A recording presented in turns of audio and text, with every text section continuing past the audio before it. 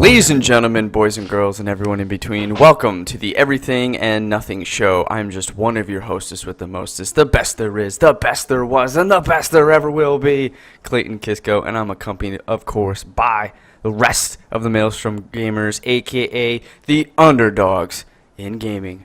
With us on this podcast, we have with us today the bad boy, Steve Landis. Oh, whoa. Yeah, he's dancing. I gotta make sure I talk over that or else we'll get flagged. Yeah. I did, that's why I stopped it immediately. Okay. Next up, we have the A-Train, Mr. T House, Alan Tollner. What up? Yeah. Oh, Did you just do the suck it? Yeah. Yeah. I did. Bringing it back. And last, but certainly not least, we have the artist formerly known as the Enigma, a.k.a. the Wild Card, Ian Kane.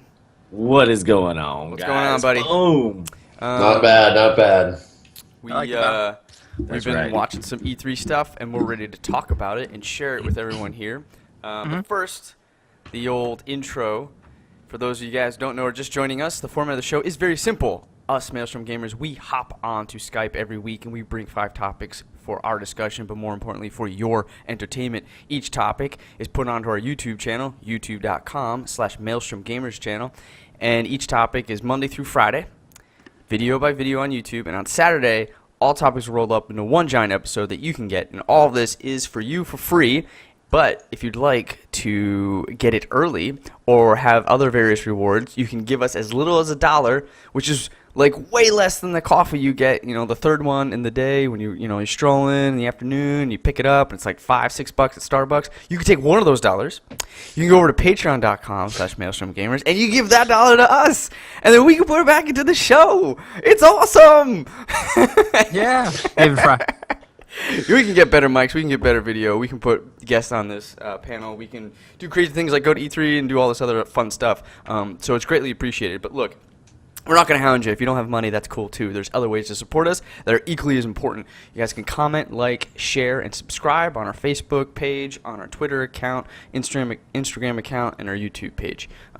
It's super, super helpful, and the people who have been doing it have been really great. However, I do have a problem that the Flat Earthers are probably the most responsive of the group. So Biggest vocal group. yeah, let's followers. stick it to them, guys. Like, let's like our page. Let's follow us and subscribe us on YouTube, and let's comment on these guys and let them know that they're very silly and that the Earth is not flat.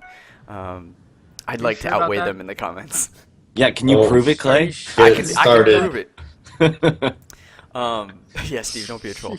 Also, real quick, on a more sincere note, I wanted to dedicate this episode, and I mean, I don't know how, like, we have like 66 followers, so it's really not that big of a deal. But I did want to just take a note of the tragedy that happened last week, with Orlando shooting, the mass shooting, the poor 2-year-old boy that was taken by an alligator, and the singer, the singer-songwriter who was shot as well in Orlando.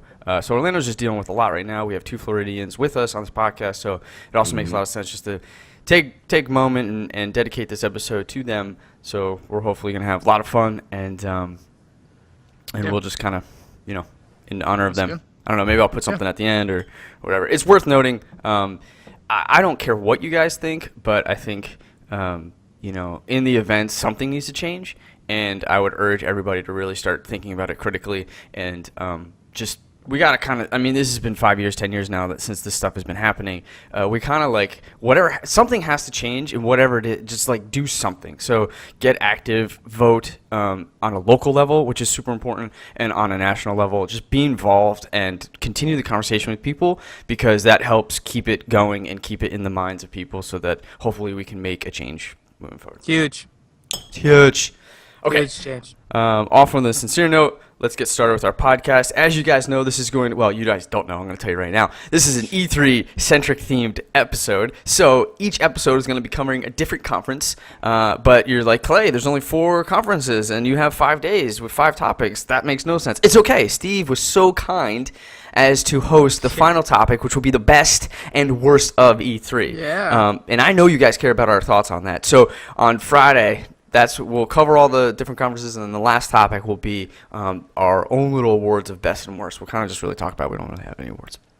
So Can you explain, perhaps, for the non-gamer inclined viewers, what E3 is? Yeah, thank you. E3 is, Sarah asked that same question like last week. E3 stands for Electronic Entertainment Boutique. Expo. Thank you. Expo.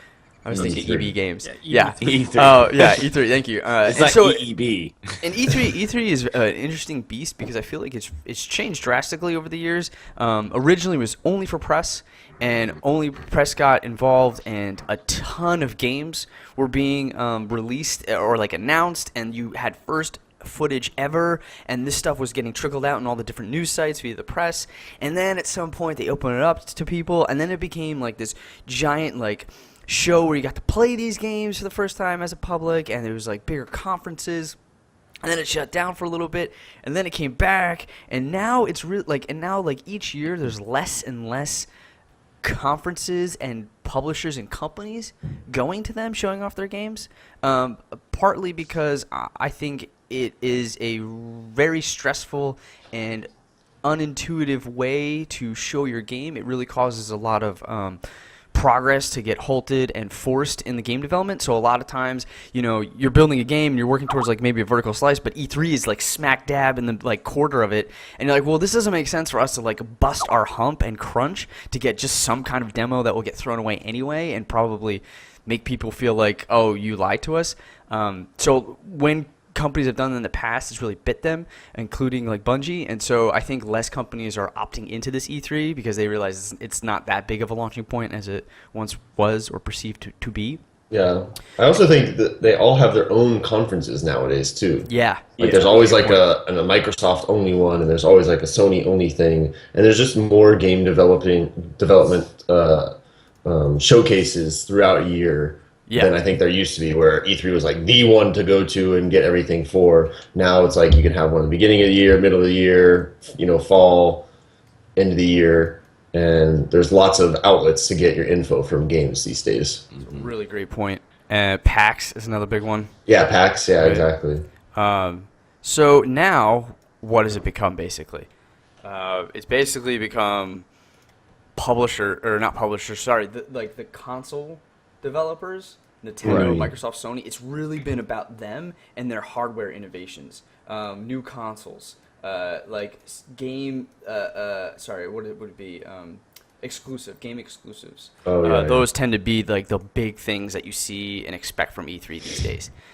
So really, it's just like a gamer's wet dream, so that they can like see all the new, latest, and greatest stuff.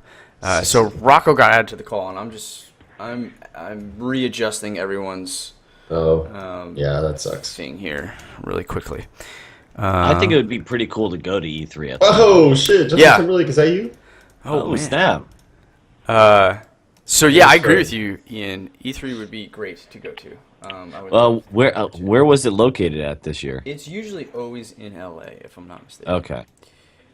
Can you guys hear me? We can hear you, Rocco. We can hear but you. You are a pixelated mess. And we're back. Rocco is still having trouble. We will figure that out in a minute. But we're not delaying any longer. Let's get into it.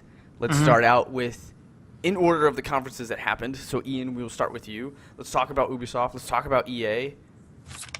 Yeah, kind of had a pretty big topic here. I had three big hitters, EA, Bethesda, and Ubisoft. And we're going to be sitting here, and I'm going to kick it off with a little bit of EA, who I think kind of fell short in the E3. Nice. Only because, they really didn't have anything kind of jumping out. They showed, of course, their typical releases of, FIFA, Madden. All those are every year come out, so that wasn't a big surprise, of course.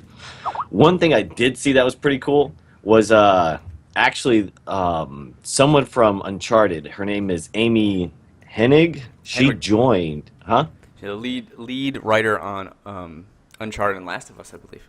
Right. So she joined them, and she's working on a new Star Wars game, which I think would be pretty cool. Like, I mean, because I never played the Uncharted games until as of nice, Rocco. Man, well, I don't know what you did, Rocco, but we went from the fugly boy to the The most heartthrob. beautiful man in the world. Yeah.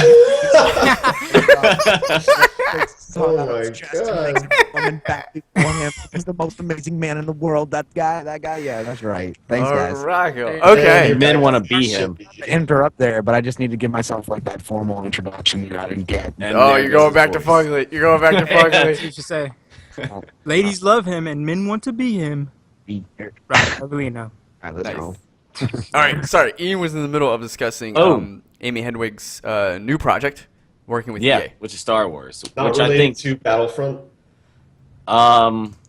Are you? Pretty it's not Battlefront. It's a new No, Star Wars it's game. another Battlefront. It's gonna be a new one. I believe that she's working on. And if it's like the Uncharted game that we're playing right now, I think that'd be pretty cool. You gotta imagine it's Yeah. gonna be story Uncharted- character driven. So like a Boba Yeah. Fett game or a Han For Solo sure, game. for sure. Uncharted 4 right now is pretty impressive. So Right, and this lady, she's the what did you say, head designer or The developer? lead writer. Lead writer, yeah. So she's working on that with EA. So, and I kind of teased it before the podcast for everyone. But EA, one thing that they're doing is they're actually helping indie games out, helping them kind of publish their games and everything that's under right, I their did see banner. Oh, cool. So, which is huge because I mean, like, there's a lot of indie games out there, and I think that will really help them out. It's kind of Especially like if they're Steam's Greenlight project Right. stuff, right? Right. Where they So, and I held mean, back- Okay, and you sorry. said this was EA that's doing this? yeah, and I mean that's a huge company to be backing some of these indie games and everything. So Yeah. I think that would really help out people that have great ideas and concepts. It's smart of them, bro. Monopolize the market. Boom, make some Start money off capturing everybody. Acquisition time. Just Exactly. buy all the studios up.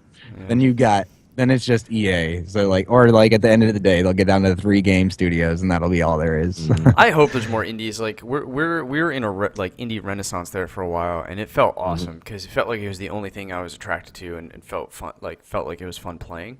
So I hope that's like it's like the only place I get to go to even play a platformer these days, and so I'm really hoping it keeps up. Name a game that's indie.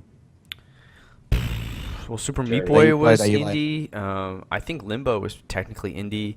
Yeah. Two Brothers. Indiana I mean, Jones, that Two game was Brothers. amazing. Or Okay, Brothers okay. or whatever. Yeah, Two Brothers. See, I was is just a trying to different- figure out what games I might have played that were indie games and I didn't know it. Rocket League I would is think- technically I would think indie, that I would right? have known. Rocket League. Yeah, Rocket Yeah, League. sure. Oh, really? Okay. Yeah. So like, Did you play Journey for PlayStation? Journey. No, I never played that. Journey was the. I don't know, think I Guys. played. I know. You had a whole topic on how amazing it Right. was. Right. And that was like You a guys year have a ago, PS4. almost now. I have an excuse. I think I watched you guys play that game though. Didn't I? No, maybe Not not. sure. Was that the one that was going on in college? What game was that? No. No, this That was- game only just came out. that was like, Jay was uh, playing and all that. Shadow of and- Colossus. Okay, that's what that was. Yep, Shadow of Oh, yeah. Colossus. Was that an indie game?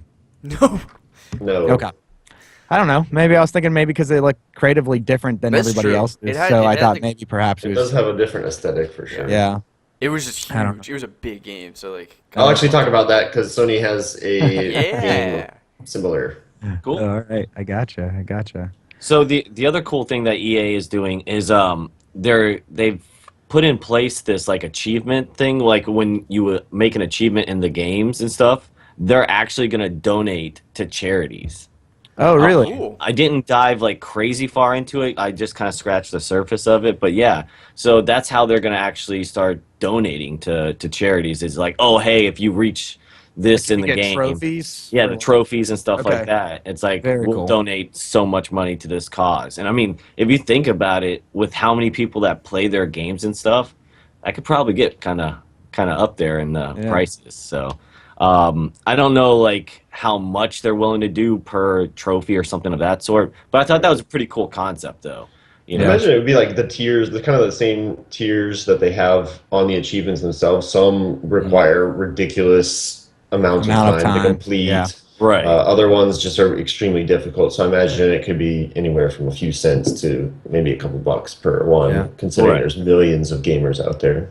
That is gonna be- So I'm sorry to like interrupt and jump right in. Do you got a quick summary of like what EA had announced, like game wise? Did you already go over that, or I went mean, over what basically- E3 is. Are you talking about Ian or me? Ian? Oh. Is Ian's topics EA, right? And I got Ubisoft EA. and Yeah. Bethesda. Bethesda. Bethesda, Okay. yeah. Okay. So, gotcha. but basically, EA, a lot of people are saying, and I kind of felt the same way, is that they were kind of underwhelming with their games. They had their typical FIFA coming out, and the big thing on FIFA was that there's like more story mode driven, but still, they're sports games. Yeah. I never really got too far into story modes on those games. I don't know if you guys had. Well, that's a big deal for FIFA, at least, because there's the first time they've ever had story mode, and it looks Right. like a real cinematic like story where you start from bottom league and you make it all the way to you play for Manchester United by the end of it. Man, Um, if you could invest in Major League Soccer now would be the time, man, because it's like starting to get like even the gaming audience, like they're capturing you Yeah. that way too as well. They're trying to get people involved in this Mhm. to see like what happens in the soccer league, Yeah, it looks like a Grand Theft Auto almost story element where you have like these little cutscenes that push the story along. Yeah. And the aesthetic looks very similar to Grand Theft Auto, like especially San Andreas. Is Very that cool. as a FIFA player? Are Or you not San interested Andreas, in that? the new one. So No, I have no interest in it. I didn't actually. think so Story either. mode? That was my thought too, because from what I understand, that the allure of FIFA is the controls and the moment-to-moment gameplay. It is the meta But of a at the same story. time, yeah, I know people want a little bit more story element to feel like it's rather than when you're playing a season, you're just playing every single game like over and over and over and over again. So like something, a little bit of customization at that level. So if you play a character, like a player story season, you have a little bit more attachment other than seeing your name on the back of a character. Or if you're playing a manager, you feel like you're Yeah. doing something more than just taking over the game and being the manager. You actually have something that makes it a little bit more unique. Like, I want to wear this. I want to see my guy like standing on the sidelines being the manager. Yeah, I think they just missed some of that. because in Madden the regular has a games. really great formula in the fact that like after every game you see like, and these are like real named news guys and stuff like that, and they have little Yeah, blurbs yeah. of like, oh, so and so Yeah. killed a record or blah blah blah, and then they They have do stories. that. Okay. And then Yeah, what they they're do that. introducing in Madden is basically instead of playing a game after game, you can just play the big moments, and so you can go through seasons and get a bigger story too. I don't know.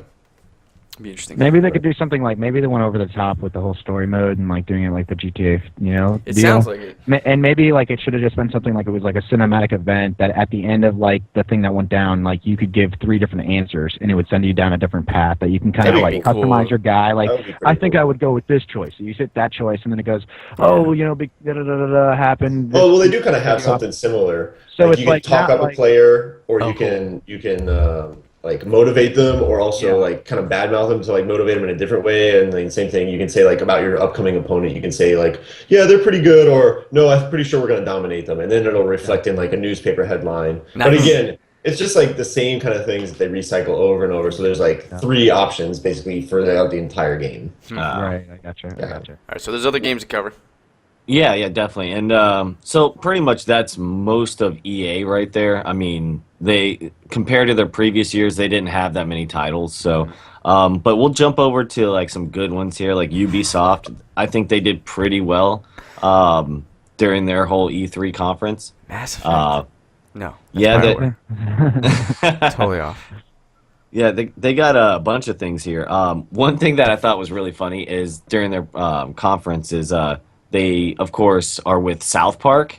Yeah. And they have a new game coming out, and it's called Fractured But Whole. But I'm it's 5. fractured, but That's a good B-U-T, one. and then, whole, like the actual, not your asshole. So You know what they're Hey. talking about. Yeah, I very was cracking up. Yeah. I was cracking up at that. So I but, haven't I've seen the trailer, but that is as much as I've seen, Yeah. which was very Division inspired.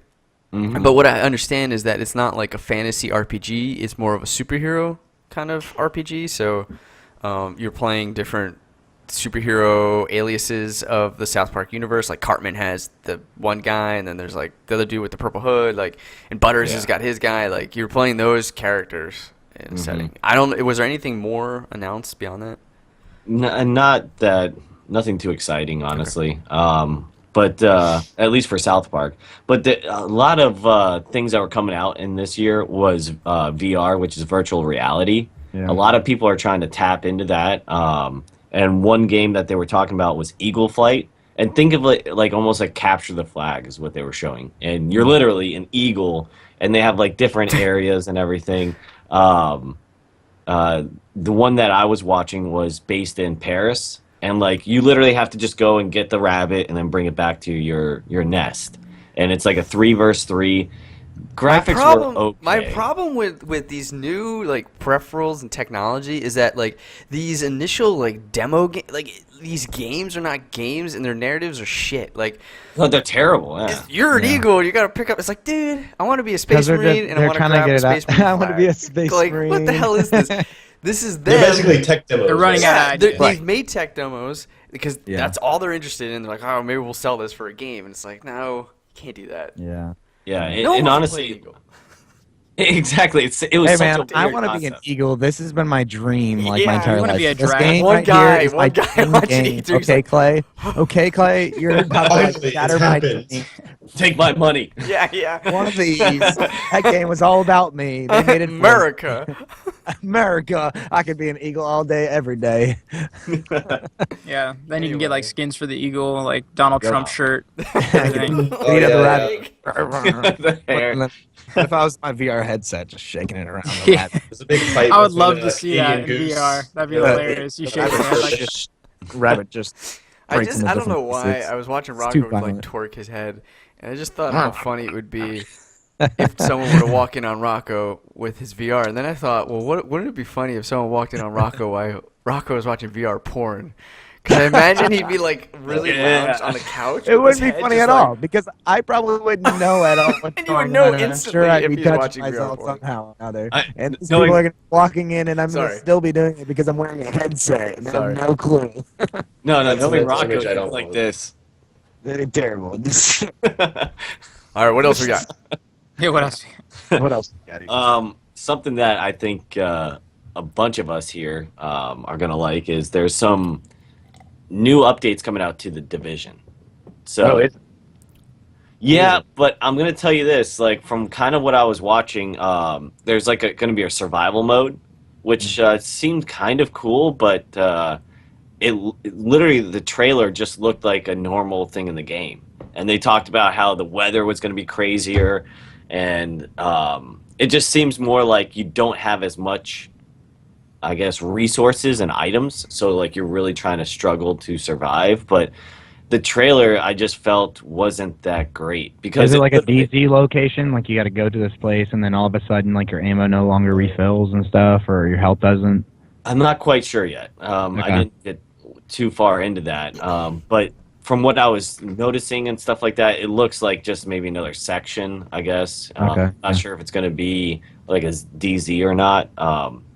One thing they do have, though, it's like an underground area that they're building, and it's like you keep progressing through to see how far you can get. Like it's really difficult. It's Like a like- zombies for It's like Call of Duty. dungeons, actually. Right, It's it's almost dungeons. like a dungeon crawl. I would, yeah. Okay. Um, All right. That seems kind of cool, though. The I DLC like is that coming idea. out June 17th. yeah. It's yeah. a DLC. Or Or Xbox and Sorry. PC. And I was gonna ask you guys that. Why do they do it to like Xbox and PC and then delay it for PS4? Because Like, Microsoft pays for Pays the for it? exclusivity. Yeah. okay, that's So what I was. it's not going to come out for until August for PlayStation. Now, Wow. the other thing that kind of aggravated me, which it's kind of diving into like Bethesda and Yeah. stuff like that, is I don't like these trailers that are literally just a fucking movie. Show me the gameplay. It's like, okay, cool. I could sit there and make like a badass like trailer movie of this game coming out, and then you get the game and like, dude, this is terrible. It looks nothing like the trailer. You know what really grinds my gears? It just hypes you up, you know. And I mean, Well, it's not- what games particularly did that? Because I would argue that in some cases Wait. it adds to it. There's some cases where you Hey, feel like you're it's trying that to. gameplay, for me at least. Your face. Rocker said something about face. He's going back to ugly mode. Because there's some cases that it helps build the hype, but there's other cases that it feels like it's trying to supplement gameplay. Right.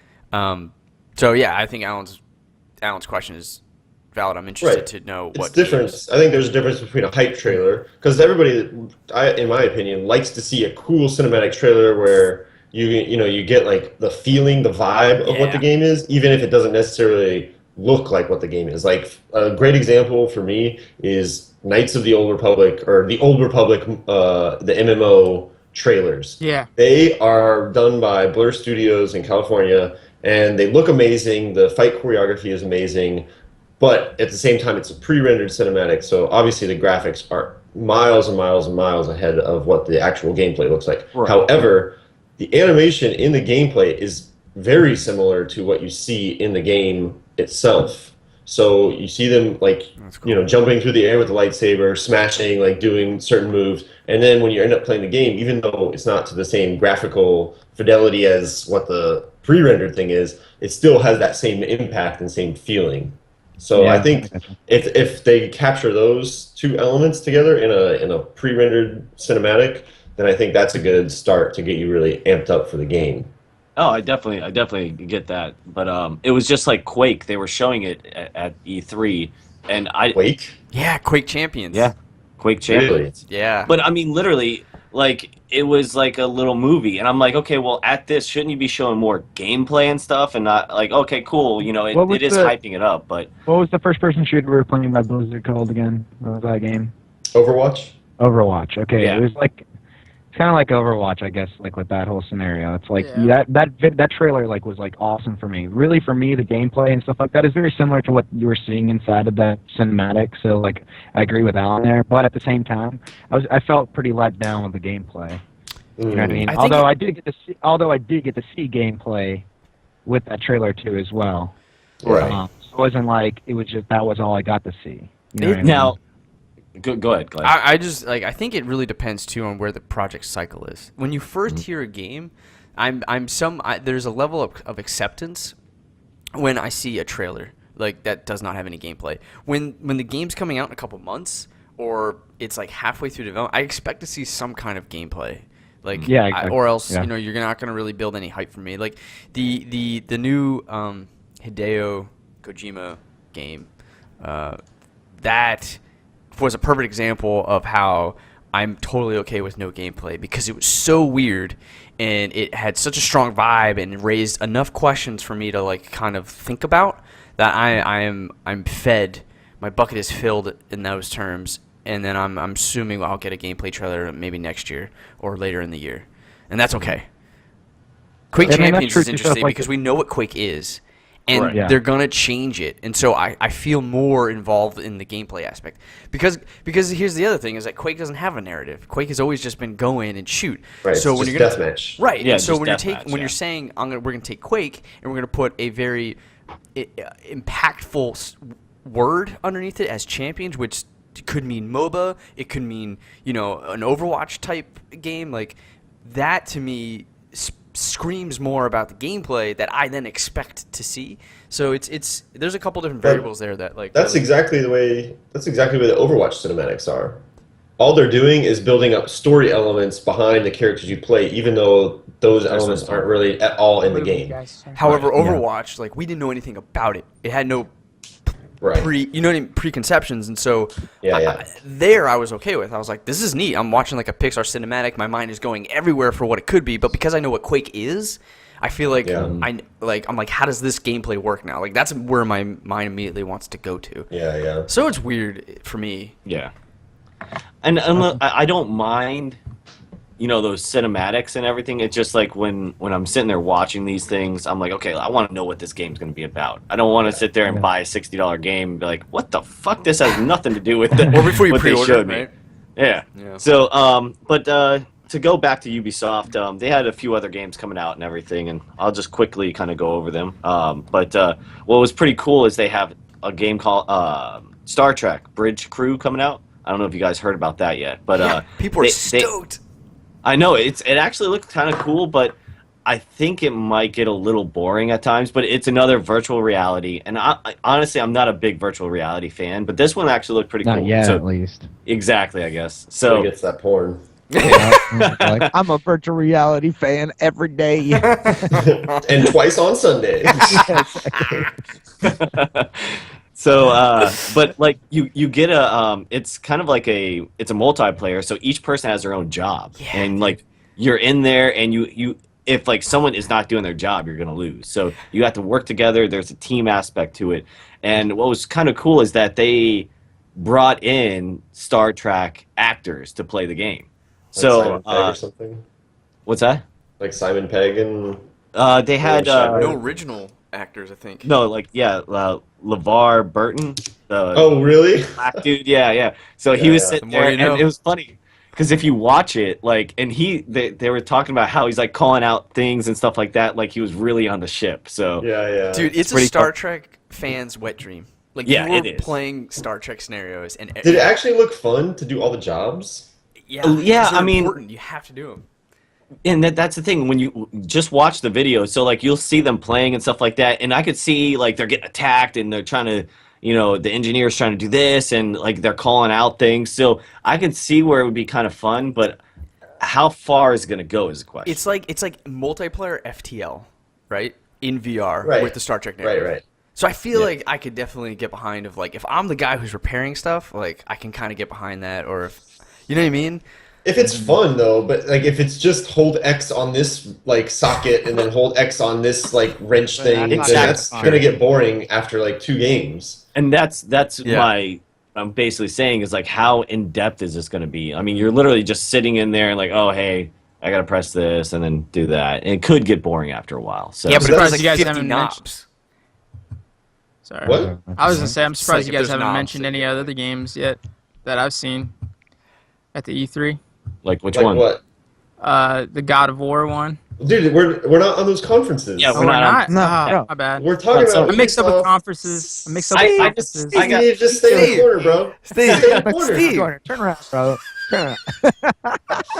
So I know my topic's running long, so I'll just jump into Bethesda and we'll just go over those Sorry, kind of I quick. don't know the names of the fucking.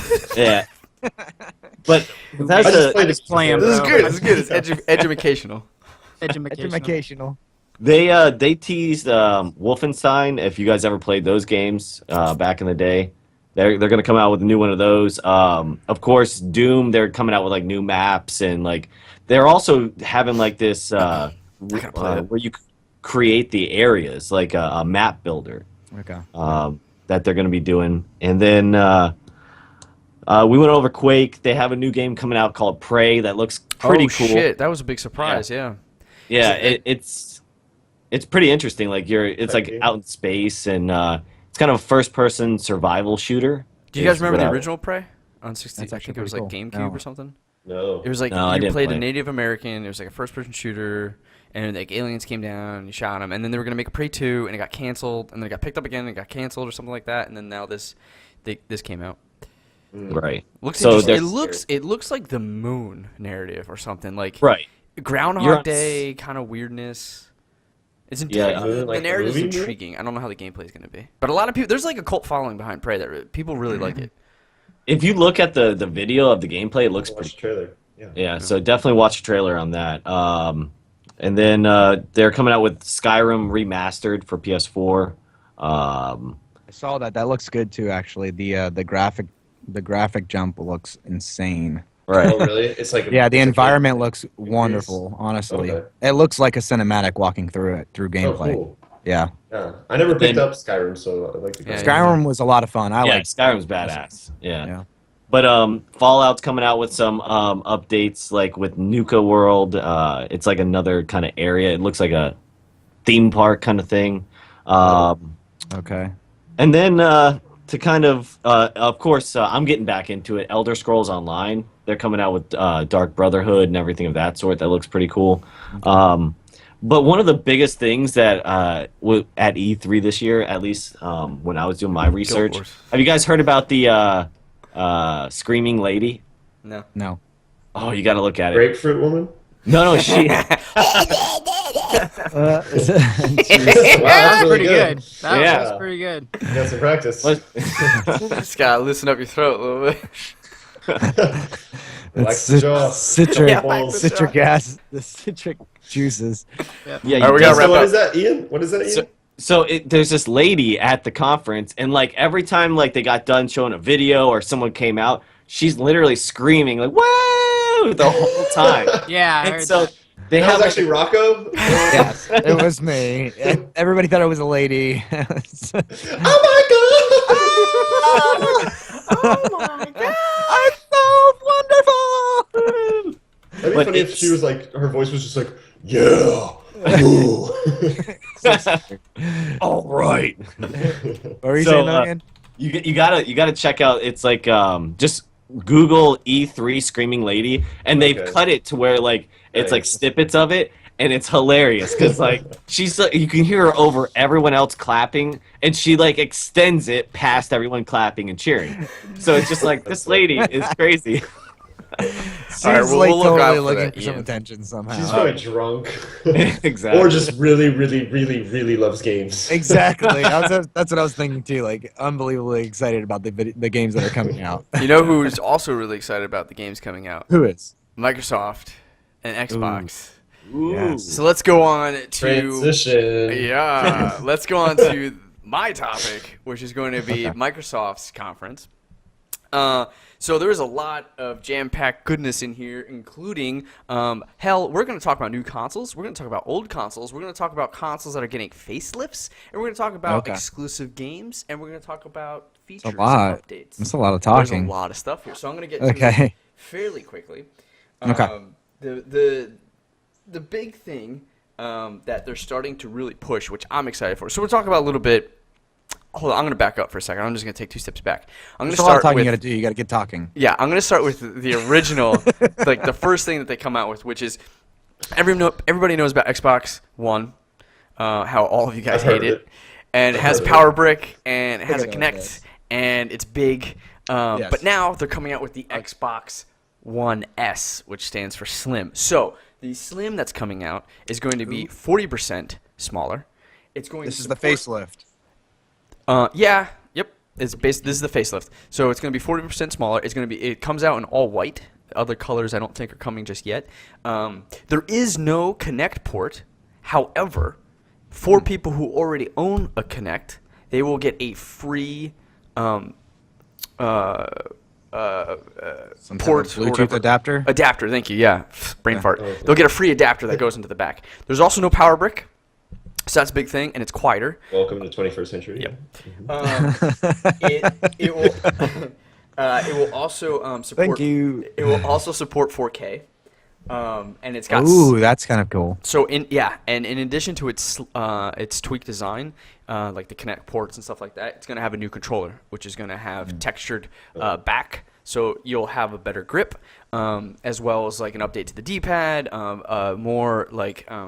Better controlled thumbsticks. They're tweaking that a little bit.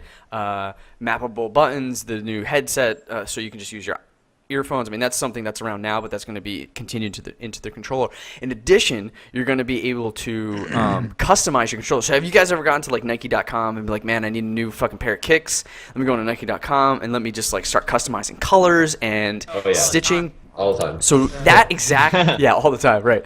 So that exact I'm system. serious. Oh, okay, great, because I do it too. Yeah. That exact system is basically being placed for the Xbox controller. So you're going to now be able to choose from all different color palettes and change your faceplate, change the bumpers, change the back. You can change your buttons. Of course, if you're buying it online. You're buying it online, yeah.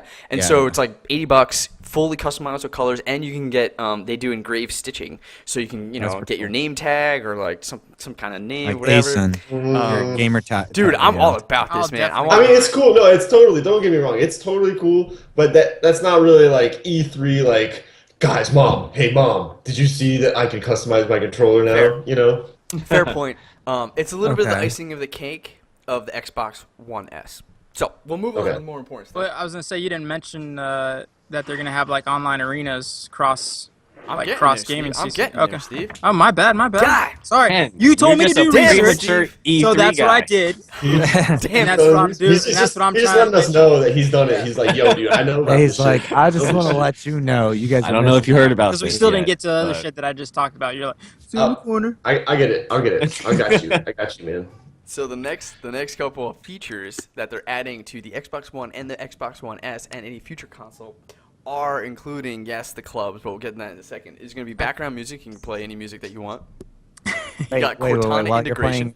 while you're playing a game, Yeah. you can play background. Okay, go. That's cool. awesome. I'd have to buy an Xbox. I like that idea. For Wait, that's not an backwards Xbox music? 360. Bullshit. No, Oh, it is? No. Okay. Yeah. What? Where was I? Been? Oh yeah, it was. Playing background, Yeah. playing background music? Yeah, dude. All day. Rob, my old roommate, All would day. play like black metal while playing Battlefield 3 or whatever all the time, so he could have his own soundtrack. Yeah. That's pretty cool. So that's finally coming. to Ancient Xbox One. technology. Yeah, but Ancient. the fact that Xbox One doesn't have it is weird. The fact that PlayStation doesn't have it at all is weird. Yeah. Because it's a gaming console. Wow. For gamers. Language region independence. Yeah. It's kind of so the big ones are the clubs. So the clubs allow you to go and basically play with people like yourself with games like yourself. So you can play with yourself? Yeah, so like there's Yep. going to be a division What? club, so you can join in there and like you'll be able to talk to people and join like different games or like it's kind of like a guild type deal. Yeah. Then there's looking for group now, so you can find people that want to play very specific things and very specific Oh, games. nice. Yeah, so this go like you'll just see looking for Halo 4, looking for Division, looking for blah blah blah. You join there, looking for Yeah. Division this, looking for Division that. You Yeah, join in there. incursion for the division. Exactly. That'd be really Your useful for score those of games. 215 plus. So Yeah. Xbox is Only really kick Oh. F, kick if no above. Xbox Or is really verbally raped. moving Wait, towards go on. a an over like they're building infrastructure that will support all games, very similar to what Steam has and like what a lot of games have in terms of lobbies and stuff. So they're making playing games with people a lot easier.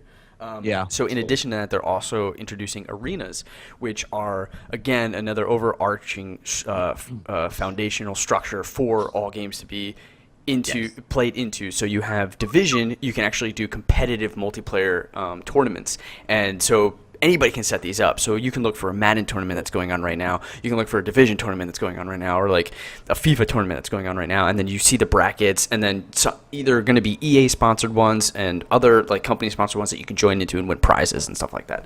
That's pretty cool. Yeah, That's pretty which cool. is pretty neat. Can you host your own though? Yeah, yeah. So like, the cool concept that I see about that is that like if that's really getting the gaming community like Together. linked together Without you know a what I game mean? necessarily even needing the function, maybe like the Yeah, built-in right. function. So Well, that's what I'm wondering. How do you host a tournament that would be like within a bubble? I'm not to have sure. that element. I'm not Because too like sure. Division is like a kind of open world for the PvP part. So how would you keep other people from coming into your like? Yeah, so tournament Division might be a bad things? example. It would probably be reserved for more competitive type Competitive games. multiplayer Yeah. games. Okay. Like that Okay. actually can have or support a tournament type of structure, like a Gotcha. Street Like a Fighter or something like Battlefront that. or something like Like that. Unreal Yeah. Tournament. Unreal Tournament. Yeah. Overwatch, all that different stuff. And then, in addition to that, they're Eagle moving Flight. even further into Windows 10 support with Xbox. So a lot of what they're pushing for, especially for their exclusive games, is when you buy the game for Xbox One, you get a free copy of Windows 10 and vice versa. So if you bought the Windows 10 version or PC version, you get the Xbox One as well, which I think is pretty huge. So someone who buys Rocket League now gets That the is PC. That is big. In addition I like that. to, they're adding games that have cross-platform. So Rocket League PC players and Xbox players, they can all play together. The other big thing that they announced is, like in the same vein, is Minecraft Realms. So anybody playing a PC Minecraft, Xbox Minecraft, iOS Minecraft, or Android Minecraft will all play together, which So is crazy. very cool. That was a cool thing. So Wow, that's So they like merged all those like networks or something like so that. I'm guessing it's they're one heavily world. focused on getting players together on multiple platforms very, very easily and efficiently, which I think is a really great step forward. And in that's gaming. just Xbox Well, moving forward with that, yeah. and Microsoft. Okay. Microsoft. now I have a question on that, Clay. Okay, do you think that there would be an advantage though to someone playing on a certain platform? Like, okay, if Like you think PC about it, versus Xbox. You're yeah, saying? like I don't know. You kind of, yeah. But it's possible, but like, I don't know. It's debatable too because let's take a fighting game for example. There's people who are really good with the stick and people who are really good with the controller, and it's just to each their own. And same with shooters. Like I think there definitely is like that gets really hard because you can get really, really technical and precise with a keyboard and mouse. But there's things that like aim assist can be contributed to the controller. So it's kind of hard. I don't know if you'd ever go into like super, super competitive tournament play with that or would want to. And I would imagine if they're smart, you'd be able to separate yourself if you didn't want to be merged with someone of the, you know what I mean? But like Rocket League is a little bit like, it's a little bit easier to merge Yeah. themselves. Same with Type of Minecraft. game. I mean, Yeah. this is Type like of game super in really the matters. super in the details and stuff like that. But that sometimes like PC games could be moddable too as well, which might give a little bit of that advantage kind of feel over that. Yeah, that's true. Yeah, it's But I mean, possible. like I said, we're just nitpicking at that point. Like I think the fact that they got like this cross-platform thing being developed is like huge because that's just going to open up those communities even larger. And I think that they just created the Facebook of the gaming community with making those hubs where people can now communicate with one another to set up groups or to play a game or to do whatever. Like that's a big deal because it gives them a one-stop shop location to be able to like communicate with one another and to make gaming happen. Yeah. You know? Like that sometimes can be a difficult thing, like being the new kid in the block, you know, going to school and wanting to communicate with other people. It makes it easier I mean, having something like that. Well, I So mean, there you go. I like the fact that, like, say, if you get it the same copy for your PC and everything, like, say I go over to Clay's house and yeah, he I has like an that too. Xbox, and we don't want to play on the same TV, I could just play the same game on his computer while he's playing on the TV. Yeah. they had a So it'd be couple big pillar initiatives, and what you're describing, Steve, is the one where it said play anywhere. Like, Right. always That's be able to right. play wherever you are, and so that's Yeah. why Yeah. when you buy an Xbox One game, you can play it on your PC, and now that you can go back and forth, achievements and all that progress, it all gets transferred. So That's huge, awesome. though. The fact that I mean, that in itself is big because if I could go out there and I could buy a PlayStation game and also get that same game for my computer, that's a big deal for me. Yeah. I'm like, wow, that's got I would so like much that. more value now for me as a gamer for that game itself. Oh, yeah. Like, that in itself is something that like looks that for me. I'm like, wow, that's kind of Yeah, tempting. Now I look, like Xbox now. Yeah, that's what I was And, thinking, like- too. I was like, yeah, I might just do Xbox. like as much as I was like not that I was like, oh, I'm not gonna do it at all, you know, but that like that's a pretty good Traitors. program. Traitors. Yeah. No, that's just a Oh, pretty you good sound so program. good when you get close I'm to the getting mic. really good value on top of like you were saying. Some of these Xboxes are now coming out with the ability. It's just, and there's certain people that will only play Xbox, certain people, or only play console and only play PC. This allows you to play with your friends. Like, yeah, exactly. you know, if a game came out all platform, but for whatever reason, Rocco, you didn't want to play PC because your PC sucks and you want to stay with console. Well, you can get the Xbox One, and then all of us can be on PC, like Overwatch, for instance, and Yeah, then we would all be able to play together. Yeah. So it opens up the That's, doors. see, that's to play why, with your like, for friends a me lot at more. least, for me as a consumer, that's a huge door that Yep. it just opened where I might go Yeah. buy a $500 Xbox or whatever the hell it costs. Just because I'm like, damn, you know, $299 actually now. for me solo, it's better to play games on the console, you know, like because my internet and it's not that greatest. So playing on there and those servers, it works better for me for whatever reason. Yeah. But whenever we do like, you know, competitive gameplay, I really like to play PC games more when it comes to competitive gameplay online. Right. You know, like really competitive than I do so much console. Yeah. So That would be huge. So, real quick, they've also announced a slew of games. Gears of War 4, obviously, is coming out. They have Gwent, the Witcher 3 card game. The mini game they're turning into a real game. Think like Hearthstone a little bit in its production value. So that's going to be its own game. We're going to have Tekken 7 come early Oh, shit. 2017. You got Dead Rising 4, which is coming out. Everybody's favorite zombie kind of style game. If that's not your style of zombie game, they also announced State of Decay 2 coming out 2017. Ooh. So that's very fun. Halo Wars 2. Not a fan of Halo Wars, but we'll see if they can improve upon the console RTS experience. It's an RTS, yeah. Yeah. Let's see. Scalebound is coming to PC. What else do I have here? Oh, Inside, which I'm super excited for, is release date July 7th. It is from the creators of Limbo. So if you guys enjoyed Limbo, like I did, it was one of my favorite games that I played that year. This game takes that tone and atmosphere, and then with a little bit of different style, but really in the same vein as Limbo. A very creepy, puzzle-orientated platformer. It looks really great. So check that out. We talked about The Division. Let's see. General Ram is coming to Killer Instinct as a playable fighter. He's the like main bad guy in Gears of War 1.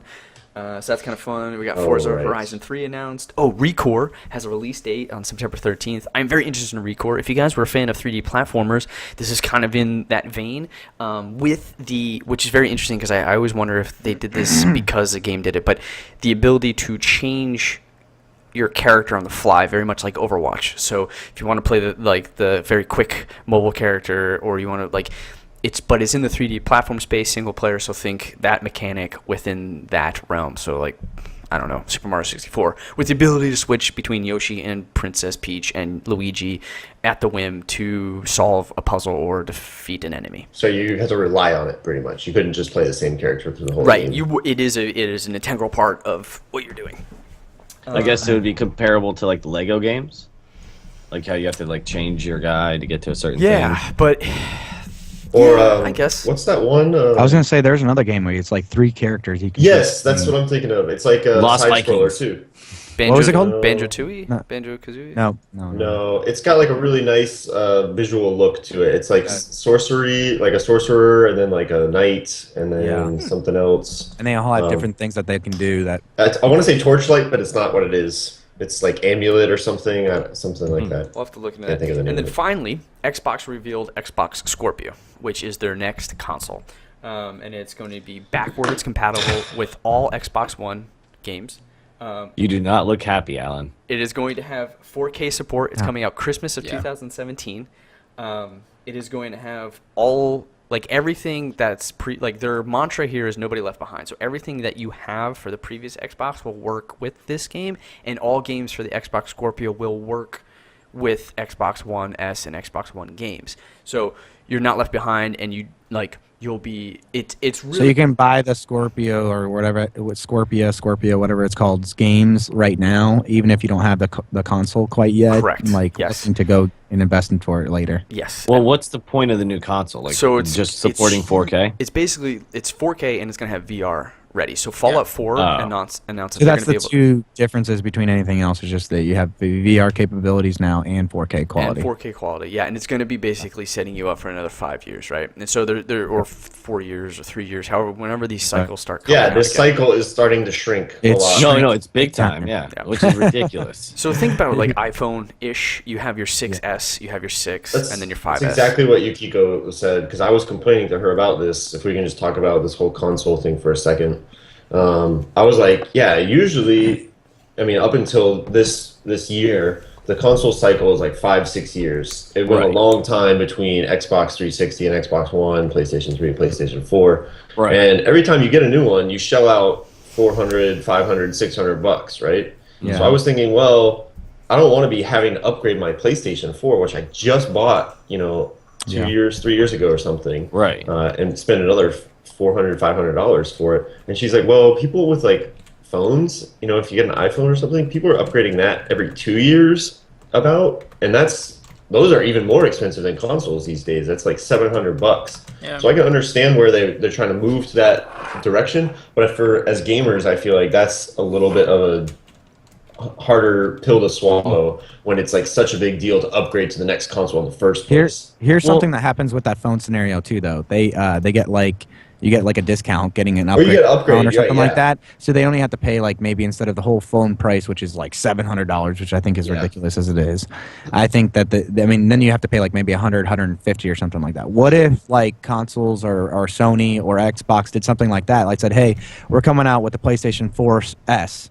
And if you're going to upgrade to this one, we'll take your refurbished ones and resell those or do whatever. Yeah. Yeah, but I don't- Great. And we'll give I you like don't- a $150 credit towards the other one. I don't So- think that'd be great though, because then they would just come out with some stupid shit like like when they upgrade the iPhone, it's really not upgraded. It's like, oh yeah, you have slow motion now, camera. So yeah, that's Yeah, a yeah. huge difference. So you might want to do that. You know Well, what I mean? that is They think exactly what they they're might do doing. some stupid shit. You know what I mean, like that, and just say, oh, Yeah. it's got like a better chip in Yeah. it, which That's exactly give what you these are, though. Yeah, more that's frame Alan- rate or something. I don't know. That's Alan's point too. The fact that they're doing that so fast is that But can you they're not imagine every really 2 releasing years, it with though? a lot of That would- quality. There's not like when I asked Clay, I was like, "What's the difference?" He's like VR and 4K code. Okay, so there's only two things there on the major difference. Now those are pretty big differences in quality that's coming out right now. Well, nowadays. it also has Still? HDR capabilities Capabilities, as too. well. Okay. I mean, this is for a very specific type of this is for the early adapters of consoles, and they do exist. And I think this is what is being marketed to. Like they're breaking up their marketing tiers, and you see this with PCs. I mean, new PCs come out all the time. The fact that something is coming out to be a little bit better is the people Yeah, who but bought PC's Xbox. upgradable. That's a good point. PC is upgradable. You can buy any part of a PC that you want. You don't have to buy a whole new computer every time you want to But upgrade. a laptop Right. usually isn't, and a lot of people jump laptops, right? And if you can think of Xbox One having 10 years of different versions, all games work. It's just a different experience because of like the fact that you get like higher frame rate or whatever. Like you could. I'm still unconvinced Sure. about the upgrade, the game thing. Because like they when they test the game when they're developing it, right? It's on a specific type of architecture for that particular console, right?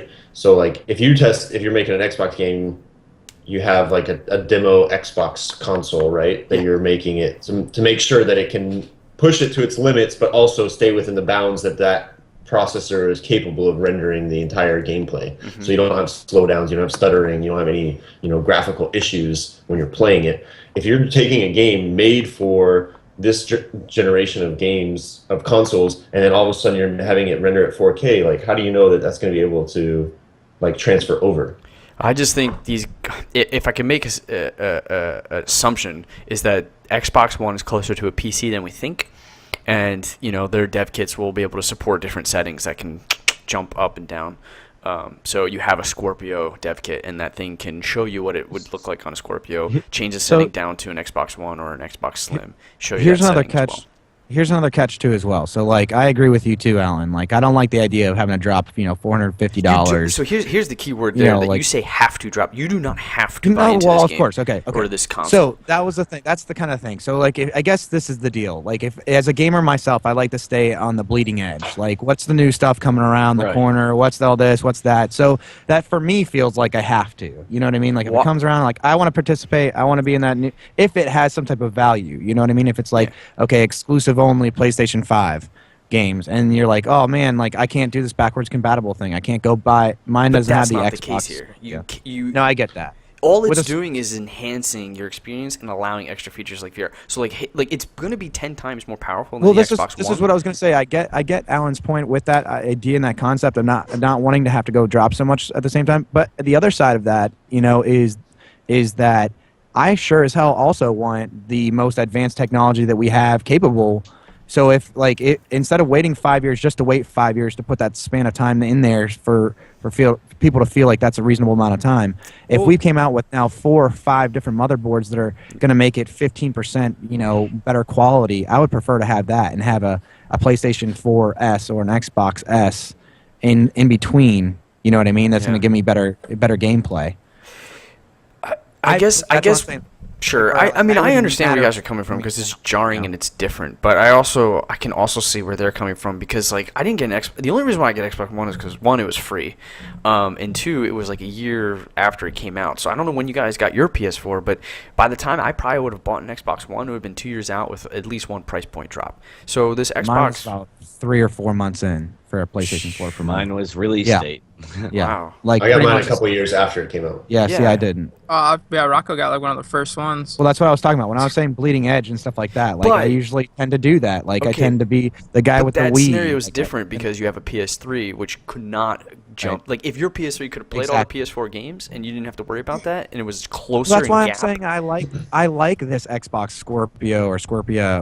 What is it called? Scorpio? Project Scorpio. It's tentative. Project Scorpio. I like this idea. Get over honestly, here. I like the fact that you're going to come out with a system that's going to have this backwards, compatibility and forward compatibility kind of idea too as well, and going to give me the upgrade for like the new technology that's around you. You want it to be like I'm playing on my PlayStation 4, which is a $450 device, but it can't upscale the quality, the resolution, whatever you want to say, to my 4K TV that I just recently bought. So it's like now there's a lack of technology connection to give me that quality that I really want to have. So I wouldn't mind having a PlayStation 4 Scorpio. But that's why. You know what I this- mean? That's going to sure. give me those Okay. extra abilities. I'm just saying, now, you have know? options, right? The Slim is out there, and if you want to trade in your Xbox One, drop an extra 50 Yeah. to get to 300 price point, and now you have a 4K ready device. Can I ask a question? Yeah. True, real too. fast? Real quick, and then I think we so- have to wrap up. Are the games for the Scorpio, are those compatible with Xbox One? Yes. That's what you're saying. Yeah. Yeah. That's So That's that's where I'm also kind of like thrown off. The reverse of having older games working for newer ones, I can understand like the hardware can handle it, but a game developed for the Scorpio is having a 10 times more powerful processor. Yep. And then if I just buy it for my Xbox One, Like, how do I know that that's even going to work unless it's actually just down-resing it to like a lower quality than what I would get on this? It's exactly what you have to like think. This is we are breaching PC development like strategy and tact like. I don't. What's the word for it? Just like formula, like. But then why not get a computer? Because like that's the whole point of getting a console is like you're locked on this one system. You know everything runs perfectly for this type of setup. Like everyone has the same there's no thing. doubt that when you play it, like it's gonna run like this. Yeah. So you're gonna still. So it's a hybrid of that, right? Like they're not gonna release a game and say it's for Xbox One family and not function. Like a PC is a little bit more open, where if you buy it, you're fucked if you don't check your settings. So there will be some locking. However, there is enough broadness to it and openness to it that you know that if you get it on the Scorpio, it's going to run fucking 1080p, 60 frames per second, whereas maybe on the Xbox One, it's not the highest quality of graphics. It maybe will run 30 frames per second, right? Like, especially with a competitive... That right there feels like it's forcing your hand to buy the Scorpio then, to me.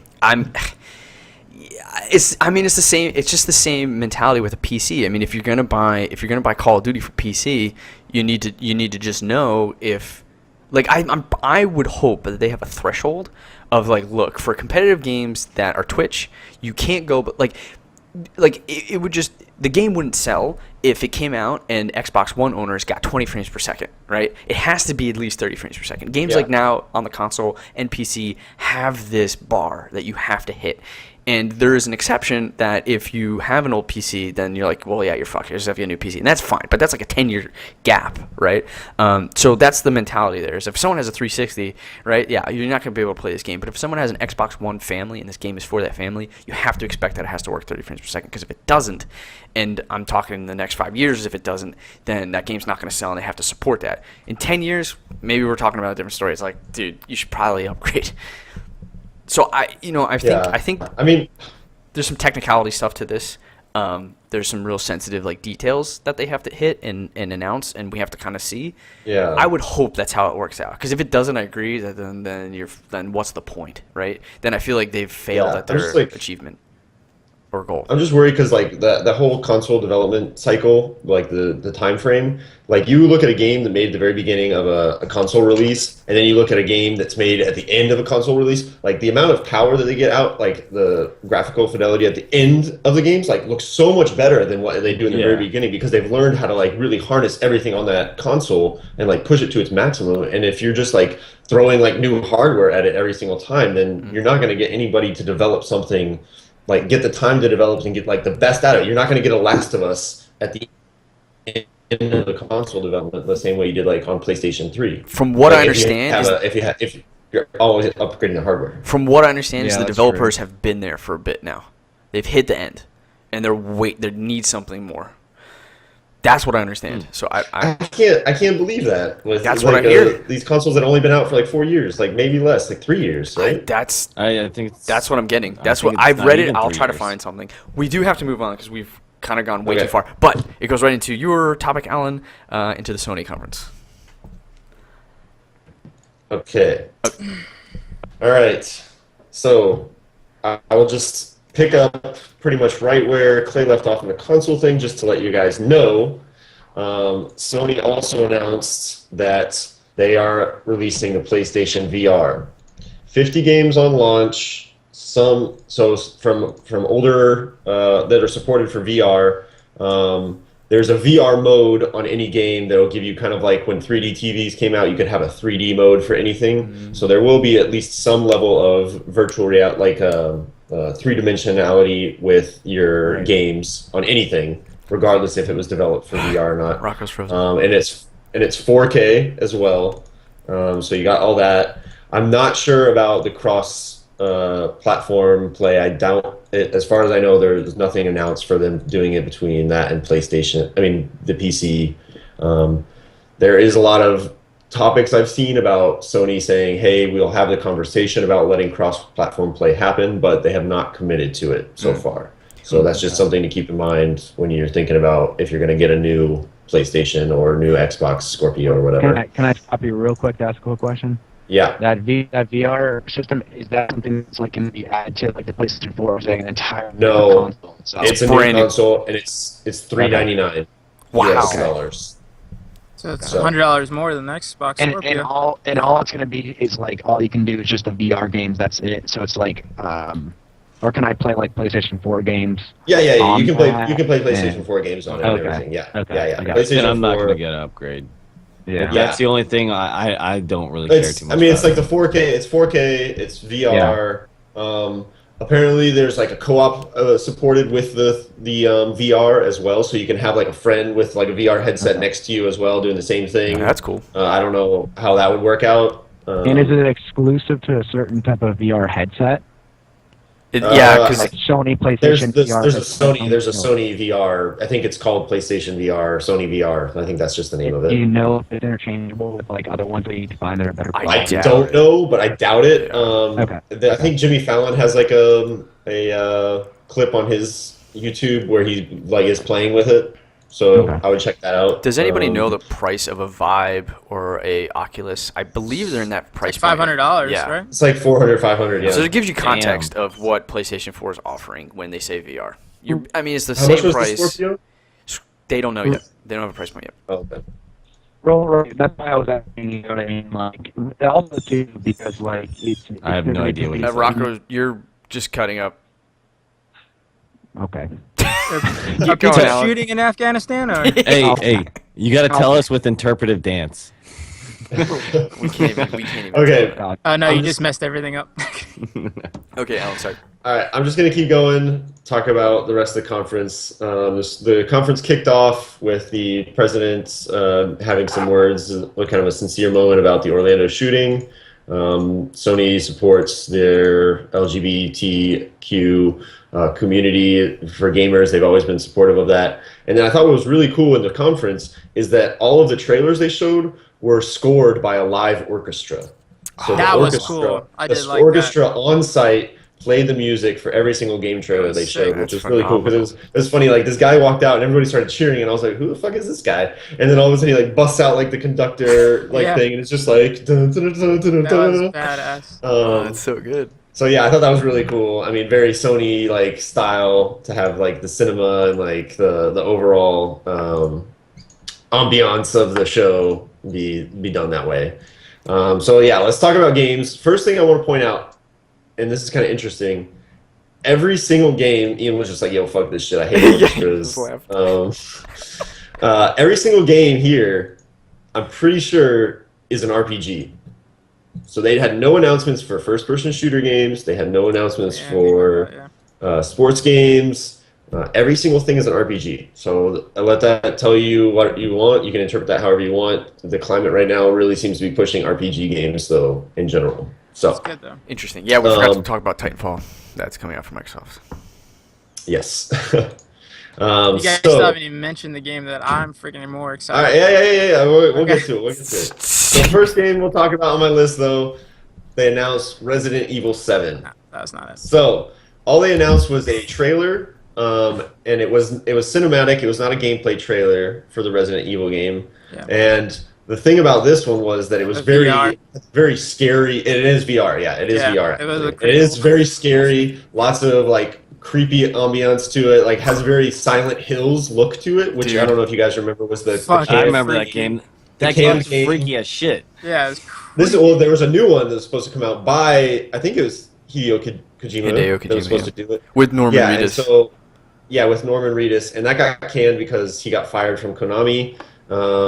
Anyway, this game looks to be picking up that vibe where it's super creepy rather than the kind of more actiony RPG way that the most recent Resident Evil games have been. That's Where it's cool. much more of like an action horror game rather than a creepy horror game. And I think that scary element is pretty trendy right now, the horror survival thing. Yeah. There's lots of games coming out like that, so they're definitely hitting that mark, bringing people back to the Resident Evil games that are interested in that, as well as the fans of the original game. And horror and So- VR go really well together. Yeah, I would shit my pants if I was playing those games, because I can't even watch somebody play those like creepy games. Did you know what I'm guys saying? Yeah. did you guys see the Like that. Paranormal Activity one that they did? No. Oh my god, dude, they did a Paranormal Activity one where like you're literally in a house and you're trying to get out like this. And like Yeah, no, things see- they're like, what was that? And you turn around and things like right in your face, Yeah, people are there's just dropping on the ground. No way There's no way I would ever be function able like to do that. this. Like it just, oh dude, I can imagine playing it in VR. Like That VR part literally is looking not down for at your me. hands. You're putting batteries into flashlights, and dude, it's like, Oh it's man. pretty crazy. See, like Uh, that stuff makes me excited for a VR console. Yeah, like, I that would would do be that cool. in VR. Yeah. I was- Now, did you guys play Silent Hill? Yeah, I played it. The Yeah, older did- ones, yeah, I played. I hated it at first because I was sitting there like, you don't get a weapon? Like, how the Oh, fuck do I get away from this thing? Like, The, I'm like the- hiding behind a wall, like, what? You know, it's just like crazy. I was playing it one night when I was young, years and years ago, and I just remember it was late at night, and I walked into the bathroom, and it did this cut scene, like, and screamed, and I literally just threw my controller in the air. I was like, "Fuck this game! It's like 1 in the morning. I am not playing this anymore." Yeah. Turned on every light in the house and went to sleep. Yeah. That sort of gameplay is just not for me. I just like too scared to play those games. Like I get like shit my pants within like the first 5 minutes of them. You guys so. still need to do that for me. I was only. Yeah, you guys play it. Let me know how it is. I'll like watch your YouTube like stream of it. Okay. All right, next game I want to talk about. This one's pretty interesting. New IP. It's called Horizon Zero Dawn. And so I don't know if you've seen the trailer for this one. It looks amazing. It starts off with the female protagonist, and it looks like she's in some sort of kind of ancient, maybe I don't know, like survival setting, like prehistoric perhaps. And then all of a sudden you see what the creatures are talking about, and it's actually robots. That it gives a very strong like Jurassic Park vibe. In the trailer, at least, you know, when you like in the very first Jurassic Park, when they're out on the plains and you see like all the dinosaurs walking together. So they have like huge scale, small robot dinosaurs, gigantic robot dinosaurs, and then the gameplay looks to be, to me, like the trailer was really intriguing. But then when I saw the gameplay trailer, still looks great visually, graphics are great, gameplay looks really fun, but it still feels very similar to games that we have right now. There's nothing quite so innovative about it. It looks like an Uncharted, it looks like a Shadows of Mordor, Tomb Raider, that style of RPG, you know, where you got your bow, you got your stuff running around, you can get on a mount, you know, go over different areas, open world feel to it. I was watching the trailer, the gameplay trailer, and Yukiko was like, this looks like that Red Dead whatever game. Red Dead Redemption? She's not even a gamer, but she like looks at that and was just like, oh, you know, I've seen a game that you play that looks exactly like that. So that was one element. Even though it looks cool, I'm not sure if the gameplay is going to be like revolutionary or anything. That's but if very you like those interesting. type of games, it looks like you might, you know, somebody might really enjoy that. And then the story I'm imagining is going to be about surrounding where are these machines coming from, because nobody seems to know. Right. So. The aesthetic is really cool with the kind of prehistoric look, and then all of a sudden this crazy technological robot style thing. And it looks like they have a lot of like boss battles. You know, you got to hit the weak points to bring down the bigger monsters, things like that. So, looks like a cool game for the most part, but again, nothing revolutionary. That's cool. Gotcha. Interesting. Next game, Spider-Man. Yes.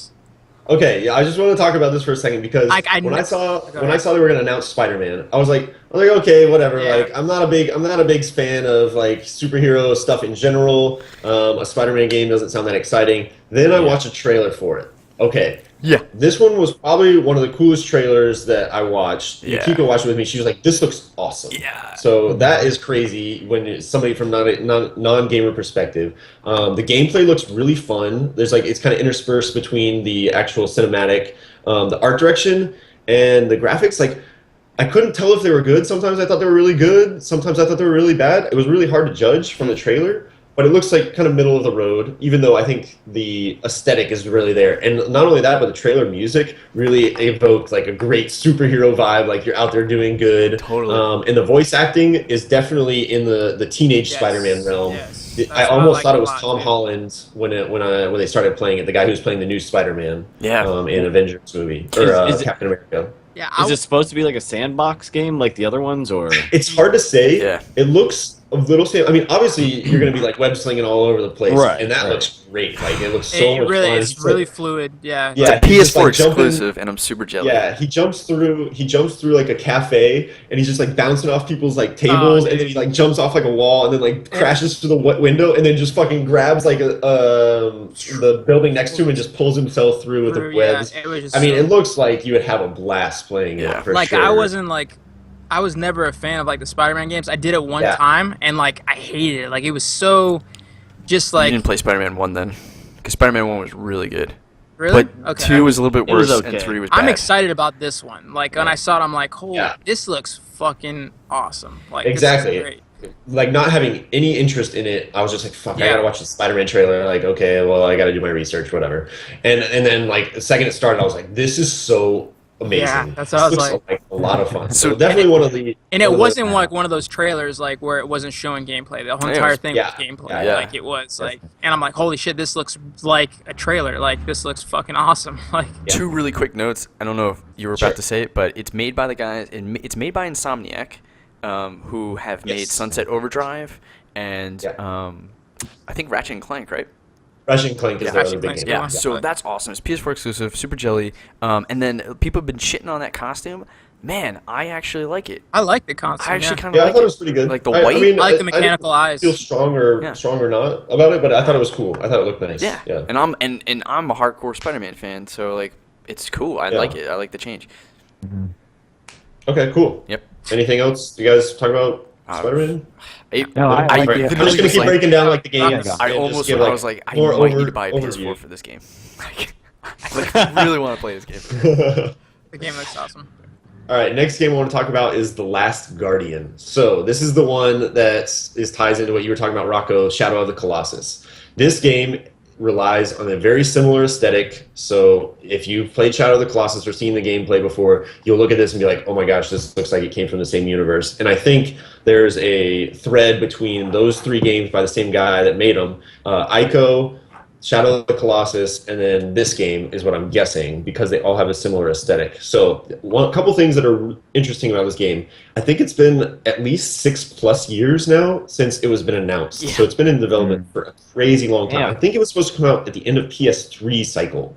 So that is a little worrisome in some ways, because who knows like how it's evolved from developing for a different console to a new console. However, Rocker, you're looking good, by the way. yeah, you came back. So the one thing you need to judge No, it's is fine.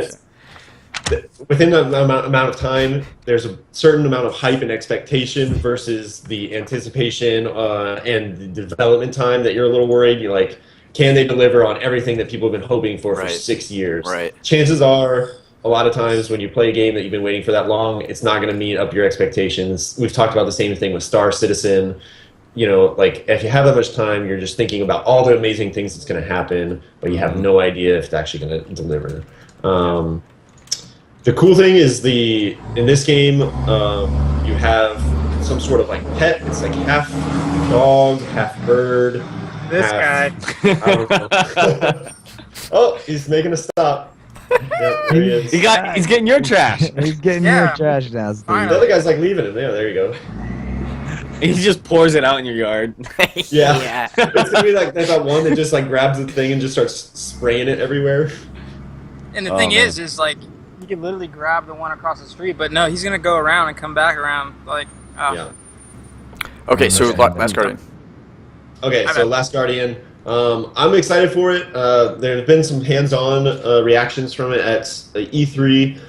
The couple concerns about it: the camera controls very similar to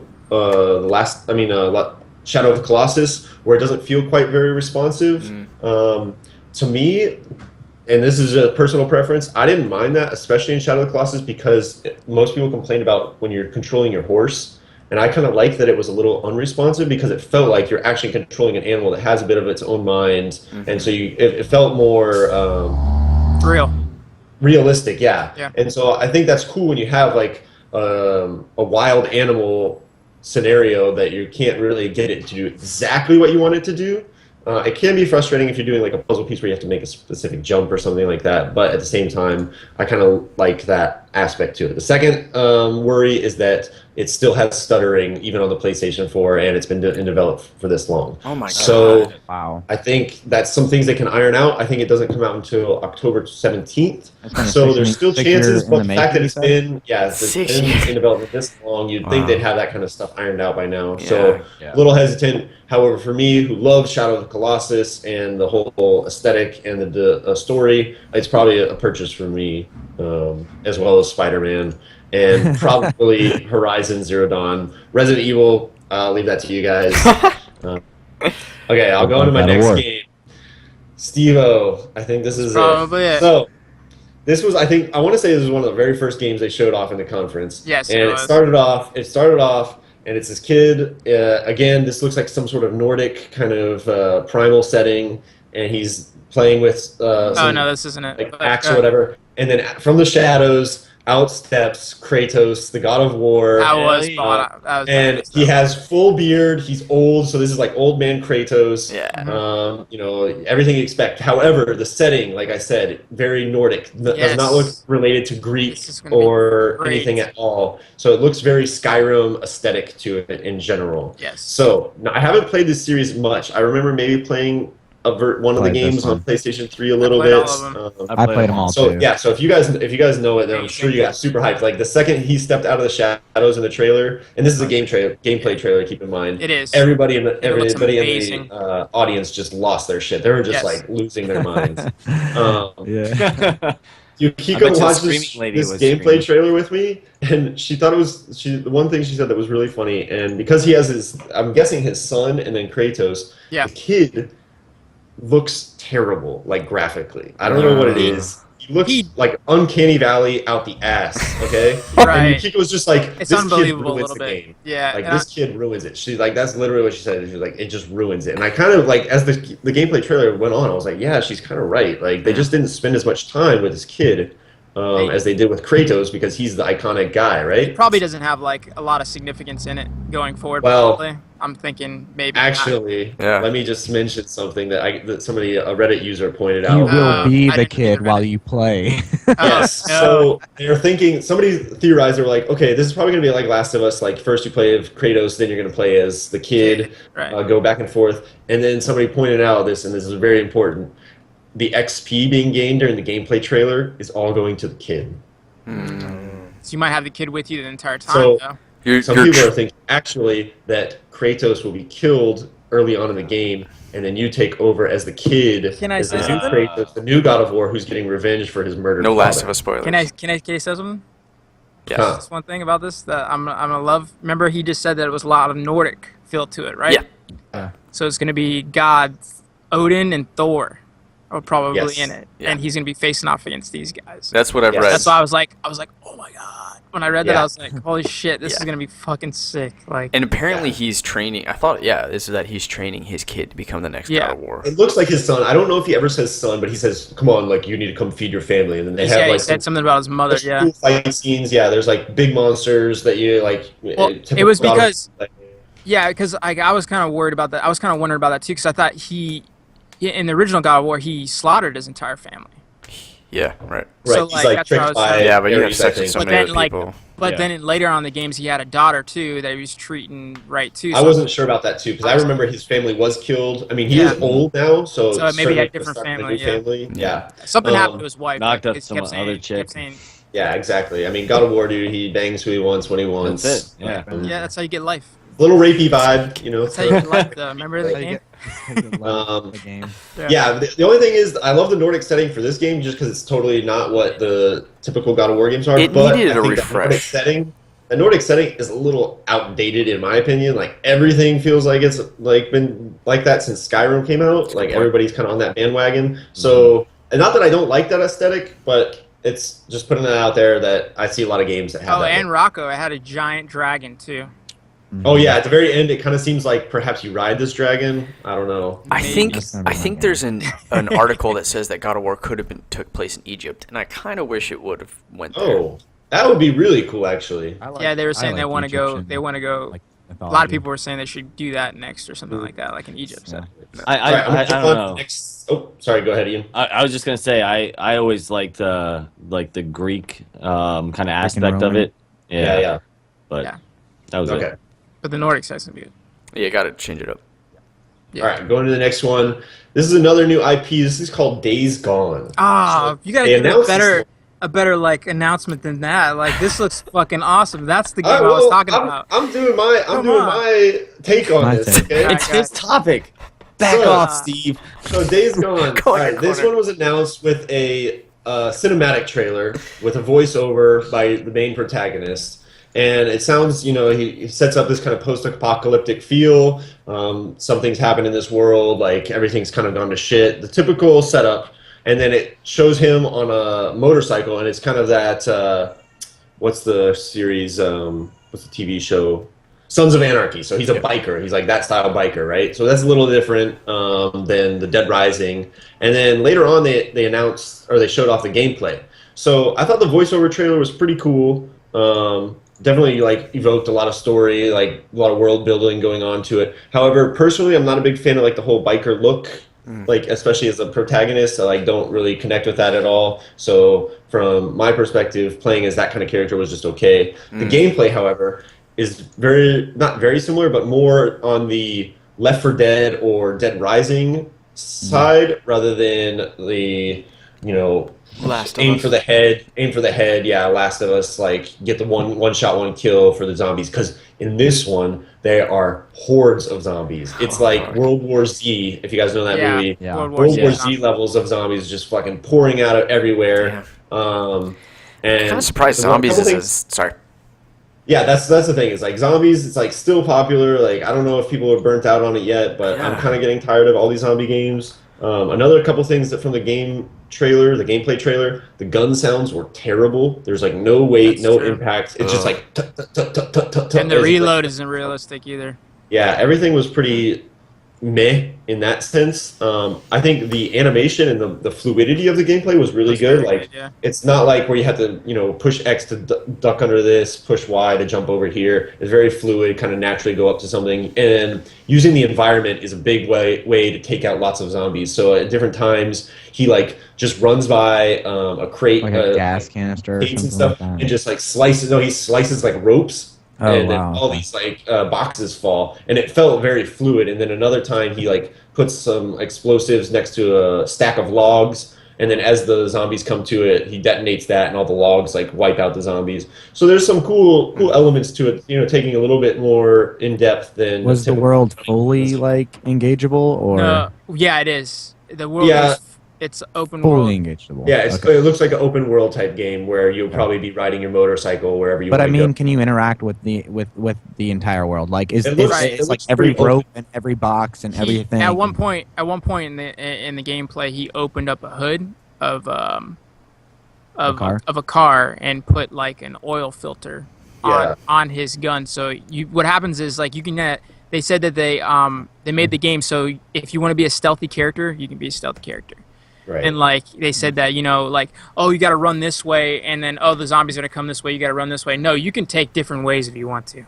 Yeah. It's everything's a different scenario. They said so. If you want to be a stealthy kind of player, you can be a stealthy kind of player. If you want to be one of those guys that come in Rambo shooting off, you can be that guy.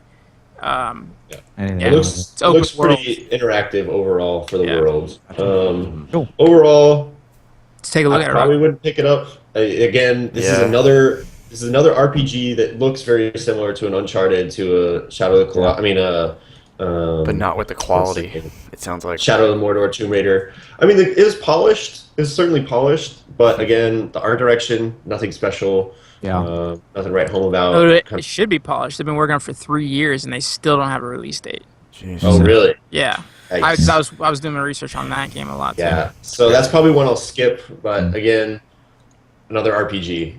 Next one I want to talk about, Clay, you already mentioned it, Death Stranding. So this is the Hideo Kojima new game. It just starts off with a really trippy cinematic where Norman Reedus is naked on the beach, and he has an umbilical cord attached to a baby, and he wakes up and he grabs this baby, and then it disappears, and his hands are covered in oil, and then there's oil prints on the ground of the baby crawling away. Then he stands up.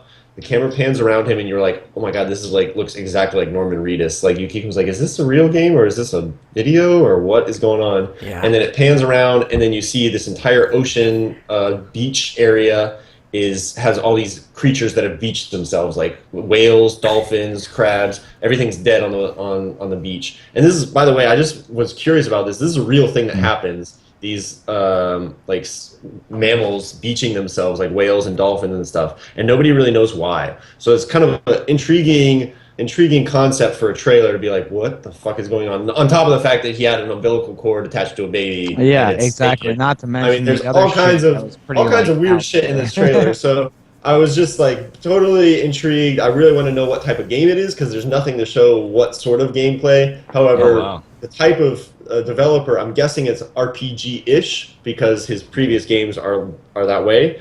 So we'll have to wait and see. There's nothing else announced for it. They're really more action. I don't like the last one was RPG-ish, but Okay. Metal Gear tend to be action-oriented. Okay. Not Yeah, less so I RPG haven't played his stats. games either, so I wasn't sure. I was hoping you see. could I kind of mean, like shed some. Yeah. He can do whatever he wants at this point, so it'll be interesting to see where he goes. Yeah. Okay, next one I want to do. This is an indie game, and this one to me is either the best trailer or the second best after the Spider-Man, and it's called Bound. So this one looks like to be the journey of this E3 in terms of the indie developments, the very particular art style. It has incredible music through this whole trailer. You guys probably you should watch this one just because I got chills like watching this one because it's just beautiful. The music on it is incredible. I think that's a big strength of Sony. It's called Bound. Bound. Okay. Yeah. That's a big strength of Sony is the indie games community. They always seem to have a lot of great award-winning indie developers. This one is done by a Polish studio, and they're working under the Santa Monica Studio umbrella. And Santa Monica Studio does everything from the original God of War games all the way to like Hohokum, like all these super indie games that you can buy on PlayStation Store. So they have an incredible library that I think they can. I mean, Journey was one done under the Santa Monica Studio umbrella. So I think this is a game that I will certainly buy the second it comes out because it hits the niche that I like exactly. So definitely check that trailer out. It's half gameplay, half cinematic. Let me know what you think because I thought it was probably one of the better trailers of the whole conference. Last game I want to talk about, Final Fantasy. Yes. 15. Ian.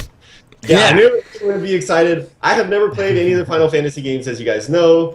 However, this one from the trailer, I thought looked pretty cool, to be honest. Like I haven't seen any of it, so it's all real time, so there's no more turn-based element to it. You're just like a guy running around, and it still seems to have, like use your skills, but the interactivity is really cool. It actually feels more like the Division's level of RPG-ness, because it's like enemies don't die in one hit. It takes like they take damage. They have like health pools and everything like that. So it felt more the MMO style where you're running around, but very actiony, like crazy scale. Like there's gigantic monsters that you have to fight. Then there's like low level, one-on-one human stuff.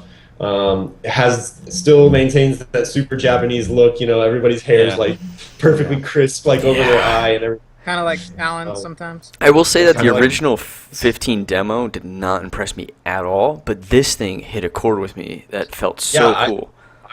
Again, this was one of those where I was like, okay, I guess I'll watch it. I have to know what it's like, and I was like, wow, this actually doesn't look too bad. And this is going to be supported with the VR, so you'll be able to play this one VR, which is awesome considering the scale the game has and the action element where you're constantly moving around and you're not like, now I do this skill. And then you wait, and the enemy attacks you, and then now I do my next skill. So I think that one could be pretty good, and a good contender for using the PlayStation VR. Hell yeah. Cool. Yeah, so last couple of things I just want to wrap it out on the Sony conference. They're doing a Crash Bandicoot remaster of the original games. Naughty Dog, I realized, was the developers of Crash Bandicoot. So that's cool. I didn't know that. They're the guys that do Uncharted and Last of Us, so seems like isn't that crazy? That's where they started. From them, yeah. There's another one called Gravity Rush 2. I don't know if you guys ever heard of the first one, but this was like a very Japanese-looking game that has pretty cool art direction, gameplay. Might be one if you get like for Rocco's got a mean mug right now. 10, 15. Is he frozen? 10 or 15 bucks. Yeah. Like they're frozen. And then this is another game they announced, and this is a new IP. It's called Detroit Become Human. And it's kind of interesting.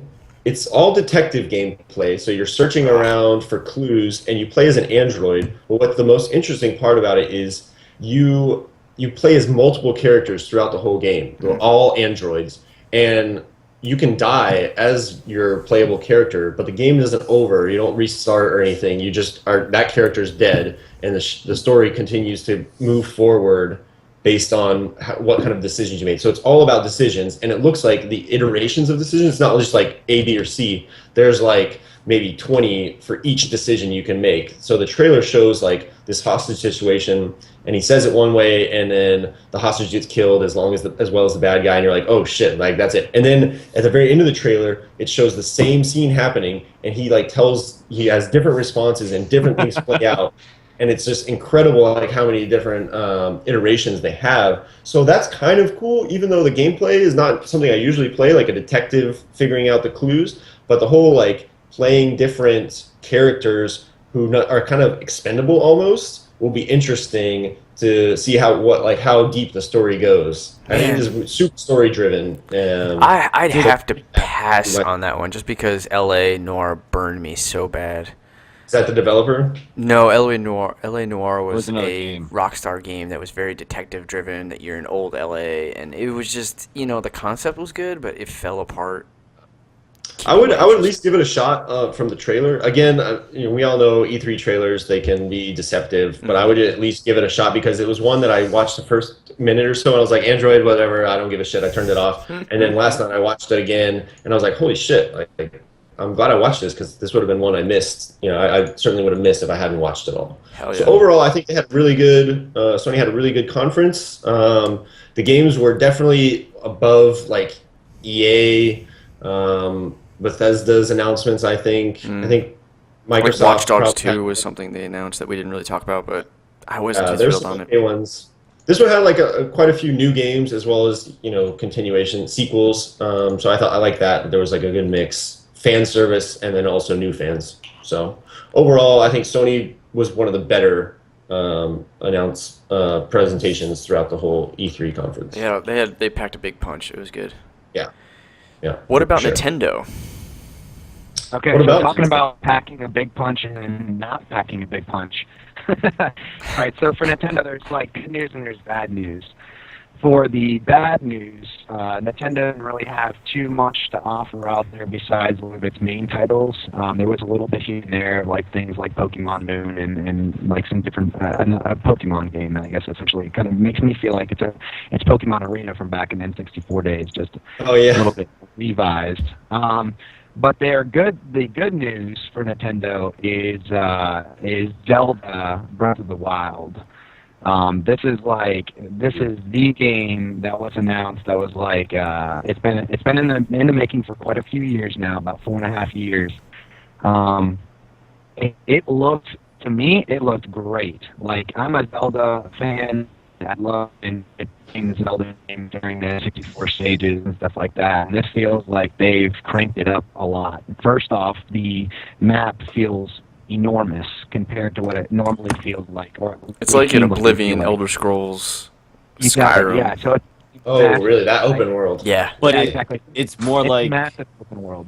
but it's Zelda, you said? Yeah, it's It's Zelda. Zelda, So yeah, Rocco Zelda. was Oh, describing Nintendo basically had two games, a new Pokemon set of games, which is fine Yeah. and dandy, but Yeah. then the new Zelda game coming out. So That's pretty cool. Honestly, Nintendo didn't pack too much of a punch here in the E3, but what they did, the Breath of the Wild did take over the whole expo, and it should have realistically because this game was like we were talking about.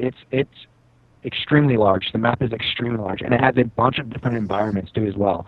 Have you guys seen the movie recently, Zootopia? Yeah. Yeah. Okay, so how Zootopia has all these different environments involved in the city. You've got the rainforest, and you've got the freezing Arctic, and you've got all these other locations. This kind of seemed like it had that too involved in its map, and that it to me it feels like if they're going to have all these different variations in their environments, I'm hoping that they're going to feel different too. So when you go to these locations, they're not going to play the Yeah. same. You're not going to have like something that's just copy and pasted from just to make the map bigger. Right, I feel like right. it's going to make And it with different colors, yeah. Right, not just different colors. That's what I'm saying. Not just switching out the colors, and it's kind of the same map and same place. I think they're going to be different and feel different because they have like that physics engine involved too as well. So there might be like ice area, might be like some slide. Were the graphics like? Do they look any newer? Kind of. I They mean, do. They look new. They look good. I think they look good. It's for the Wii U. So for me, It's hard to understand you a bit, Rocco, because you're still choppy. I will say, just to piggyback off him, that it's probably the best Wii U graphics, also stylized, so keep that in mind. It's not like realistic, so they get away with a lot more. I mean, it just looks like what you would expect a Zelda game to look like these days. It's beautiful. Yeah. It's absolutely beautiful. It's got a very strong influence from Wind Waker in its like brushstrokes and its color. Sorry, what game is it again? The new Zelda game. Zelda. Oh. Now you said it's for Wii U. Can you still have it just for the Wii? Is that compatible? I'm not sure. I don't believe they're backwards compatible. Yeah. For, Wii U and the Wii. And one thing too is that when Star Fox came out, it was a big deal about it was only exclusive to a certain controller and stuff like that. But the Zelda is said to not be like that. It's not going to be. You can only play it on the gamepad style like controller. You can use the other controller, the Wii controllers if you want to and whatnot. So that's kind of a big deal too. Not just that, but there's a lot to this game. It wasn't just like the landscape looked good and the artwork and the art direction looked good too as well. But there's a lot more like interchangeable armor and weapons, which is something a little bit different. Like there's going to be like you can do cooking and stuff like that, and you're gonna have durability on your armor too. So they're really pushing that full RPG character building element. You know what? That would be pretty cool. Like, it almost makes you feel like they're building this game towards the older Zelda player. You know what I mean? Not so much that young player anymore as they're like, hey, we're trying to target the audience that is in their 30s and have played Zelda from the day one, and they're going to feel like they're going to play this game and enjoy it. And there's going to be a little complexity to it, that it's not just going to be some simple game to play. Yeah. You know what's funny? Yeah. I was just going to say is that my dad, he's a huge Zelda fan. And I mean, my dad's in his 60s. And he always tells me, he's like, man, I just wish there was a game that came out that kind of complemented that old Zelda-style game. So I might even try to get that for him. Yeah, man. Yeah, might be a good honestly, idea. it looks really good, too. It honestly looks like a really good game. So they have the normal like Zelda puzzle kind of deal involved in it, where your classic style puzzles you're gonna have to solve and whatnot. But they have some new things too as well. So like I know climbing was involved in some of it, but the climbing now kind of feels and looks like, you know, it's like Spider-Man games that we were talking about, or it looks like Assassin's Creed style game. So it's like good mechanics involved. They also have like hang gliding as a thing now, so you can hang glide like between different. What is this? 6 minutes left. Okay. So quickly, here we go. What's the name of it, real fast? What's the Zelda? It's the Breath of the Wild. Breath of the Wild. Okay. So you got hang gliding you can do nowadays, which is kind of cool too as well. A new feature that's involved that it's something that you weren't seeing in the other Zelda games before. Where were they left off at? The timeline, I guess, like that's something that was mentioned before in a few different articles and different things. I'm not exactly sure about where the timeline is, and I don't think a lot of other people had a good understanding yet, unless Clay has the answer. There is speculation that this Zelda, it takes 100 years, like 100 years have passed. There's rust on the Master Sword, and there's so rust is a key hint. He wakes up, and there's like water or something like that. And so a lot of people are speculating. So a lot of people are speculating that he was dead, and that this could be the continuation timeline of when Link died in the ocarina, because it splits in the timeline. So he could be resurrected or something, or this is also directly after, like 100 years after Wind Waker, which would actually make sense in its style, and the drainage and the rust, because the world gets like engulfed in water, right? So this would make sense that like it's drained, and now a new adventure is starting. So one thing I did see too as well, something to kind of let you guys know, like a little bit about the gameplay, like combat-wise.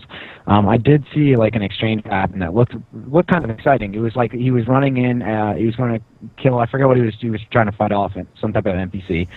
He was firing off with his bow and arrow first, and was like charging while shooting with his bow and arrow, and then jumped in and switched immediately to his axe and like started hitting with his axe. So it feels like it's gonna be very fluid. It's gonna play really well. It's not gonna be choppy in different ways. I think it's gonna play like the RPGs like we were saying nowadays are kind of the norm and the go-tos for games. I think they're really trying to work to I guess please the older Zelda gamer, and make it so that they feel like there's no transition between playing the U game and something else. I'm watching the trailer. This totally gives a Shadow of the Colossus vibe. Yeah, to exactly. it. Yeah, it does. It's very. I like it a lot, honestly. But this game is essentially. I like to point out that this game is essentially. How much is the Wii U? It's like the what, Wii U. 300. I'm actually not sure. Yeah, something like that. So this is, to me, this is essentially a $360 game. 'Cause I don't have a Wii U, and I purposely didn't buy it, and this is the only game I would buy a Wii U for, and it's really like a barrier for me. I can't spend $360 for one game, unfortunately, because this actually looks like the best Zelda to come out in a while. Kind of the older gamer and stuff like that, like in our age, you know what I mean, a little bit older and whatnot. That would work for me because I got children that the Wii U. I can find other games that would work really well for them, and they would enjoy it as well. So it's just kind of like, oh, now I can squeeze in my Zelda game, you know what I mean, and like be able to enjoy that. But if I didn't, I probably would feel the same way as you. That's a $360 game. You know, do I really want that? You know, and that's the only thing. I mean, I don't know how much of an audience they have the Wii U that is still involved with the Wii, that they're like, oh, we're down for that Zelda. And that's the other gameplay. thing is the Next is coming out. So is this game going to be a one and done? And then it will, exactly. If it works for the Next, and the Next is intriguing. Yeah, maybe I'll jump on. So it really wasn't that much of a big punch coming out from the Nintendo side. Yeah, I'm watching the trailer too. That's awesome. From what I saw, I think that the Zelda game does look impressive to me. That's a big bomb though, for sure. It is a big bomb. You know? letting everybody know about new Zelda, because that's most beloved probably franchise out there. And you know what? They look like they stepped it up too. So it's like it looks like it did improve too. So it wasn't just like they put it out there and it was just a POS, and you're like, why the hell did you do that? This is something that looks good, and it looks like gameplay that I'd even enjoy. Being like I'm saying, being an adult nowadays. I don't know if you guys have picked up the N64 and played Zelda and stuff like that. It just doesn't feel the same. Yeah, you know what I mean. Right, you're like, this is just it's too easy. The gameplay, yada yada. So hopefully this would be something that would give you that challenge and make you kind of like retouch your memories as a child. Yeah, it's got a lot of exploration and things that somebody mentioned this in one of the reviews. It was like every time a rupee comes out, it's not like the UI is very clean, and every time you get a rupee, it's not like, hey, these are rupees, you can do blah blah blah. Like it's like, yeah, okay, you get this game, now just go and have fun and explore and enjoy. So like there's a lot of reveals and systems that really arc back to the original Zelda as well as the modernization of games today. Yeah, and there's some cool mechanics, survival mechanics that they involve too, like the hunting and the cooking and stuff like that. Like I was telling you, equipment durability. These are things that they didn't have before. That's really made that Skyrim that. I can't. That. Am I out again? You're a little out. Basically, you're just describing the other various mechanics like cooking and building a fire. Like if you have a piece of firewood, like there's a crafting system in this game. It's a little bit. It's light, which I think is appropriate. But if you find a piece of wood and a flint in a cave, you push those. You just put them together, and then boom, a fireplace loads up, and then you could cook. Like it's pretty cool. I like it. I think it would be very interesting. Rocco, if there's nothing too big, I know we're running low on time. Yeah. Did you want to maybe wrap up? Yeah, I'm done. Do you have any last thoughts? Okay, that's it. No. I was like, sure, I'm probably not coming in the best either. So I mean, let's.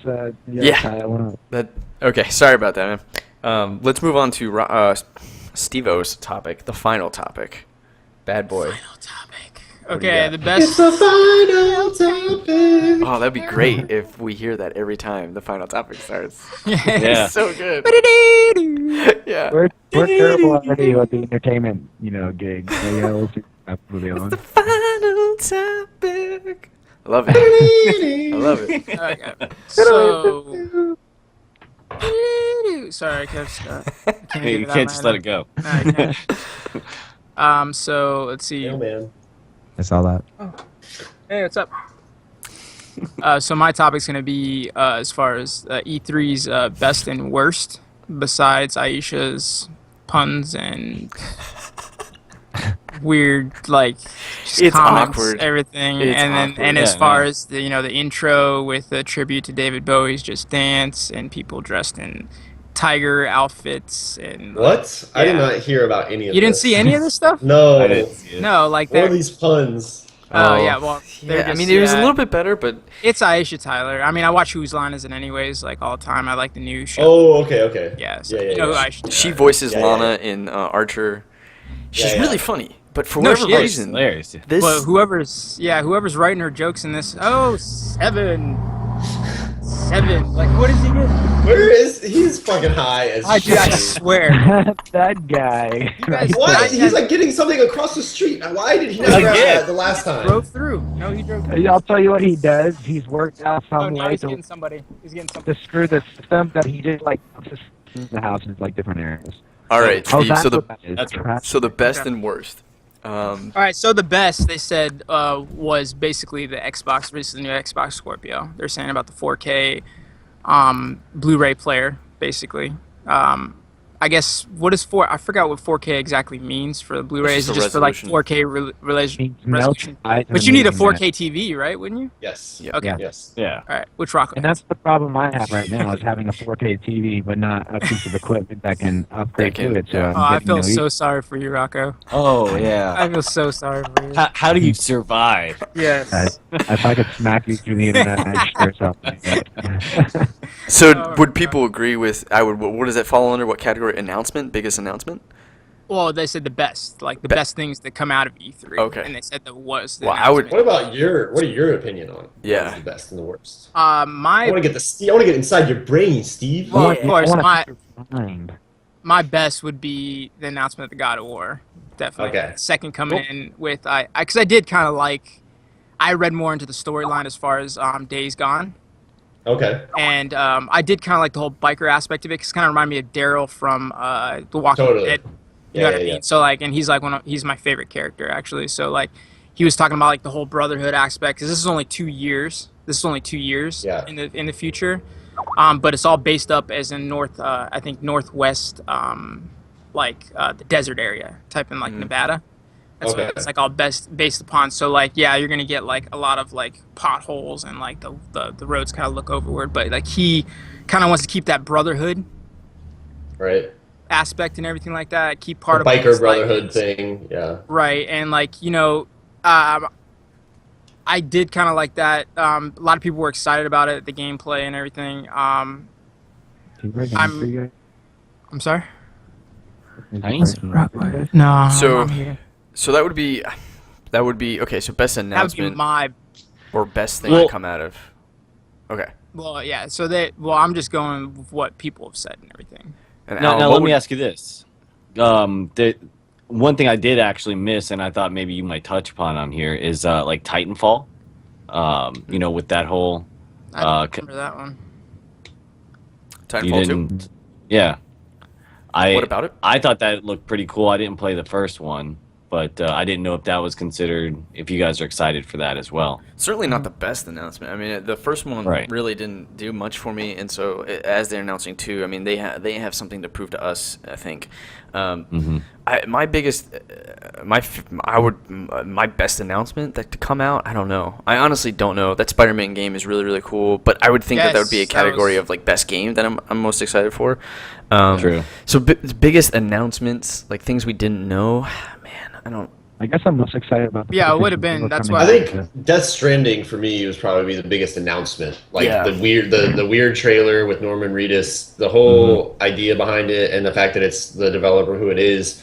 Yeah. That was like totally blew me away. I was just like, "What the fuck is this game? I have no idea. I'm really intrigued. I want to know more."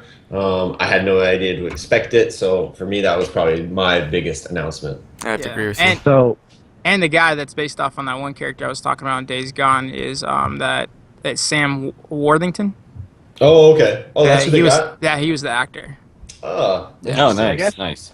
from everything that I've heard so far, from everybody's like the conference right now, I'd say the one I'm most excited about would probably be the PlayStation, upgrade. To be honest, like have the 4K capability, the VR, because I am excited about the VR. Like, Yeah. like I was saying, the bleeding edge kind of deal. Like, not right now ready. I mean, if it's gonna come with it, awesome, cool. If it doesn't, then obviously we gotta buy into it. We're not. But Yeah. I am excited about the VR gameplay. Like, I hope that they're not just tech demos. I hope that they are going to be Real something with a games. little bit more, game. Yeah, gameplay I think they're involved. trying to get past the whole motion sickness.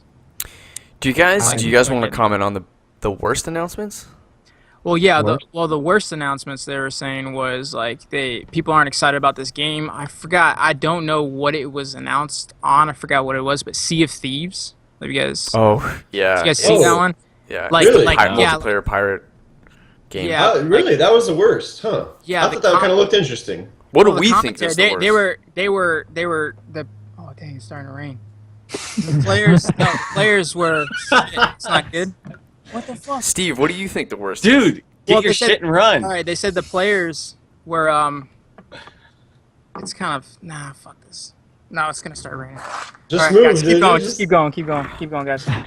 Okay, I'll just talk about my interpretation of Sea of Thieves. So this basically looks like a dumbed down version of the Star Trek game, where everybody is doing like every player is playing together in this open world game where you're on a pirate ship out in the open. It has a kind of cartoony aesthetic, and everybody has to do a certain thing. Like one guy has to fire the cannons, one guy has to be up on the sails, one guy has to be turning the fucking captain's wheel.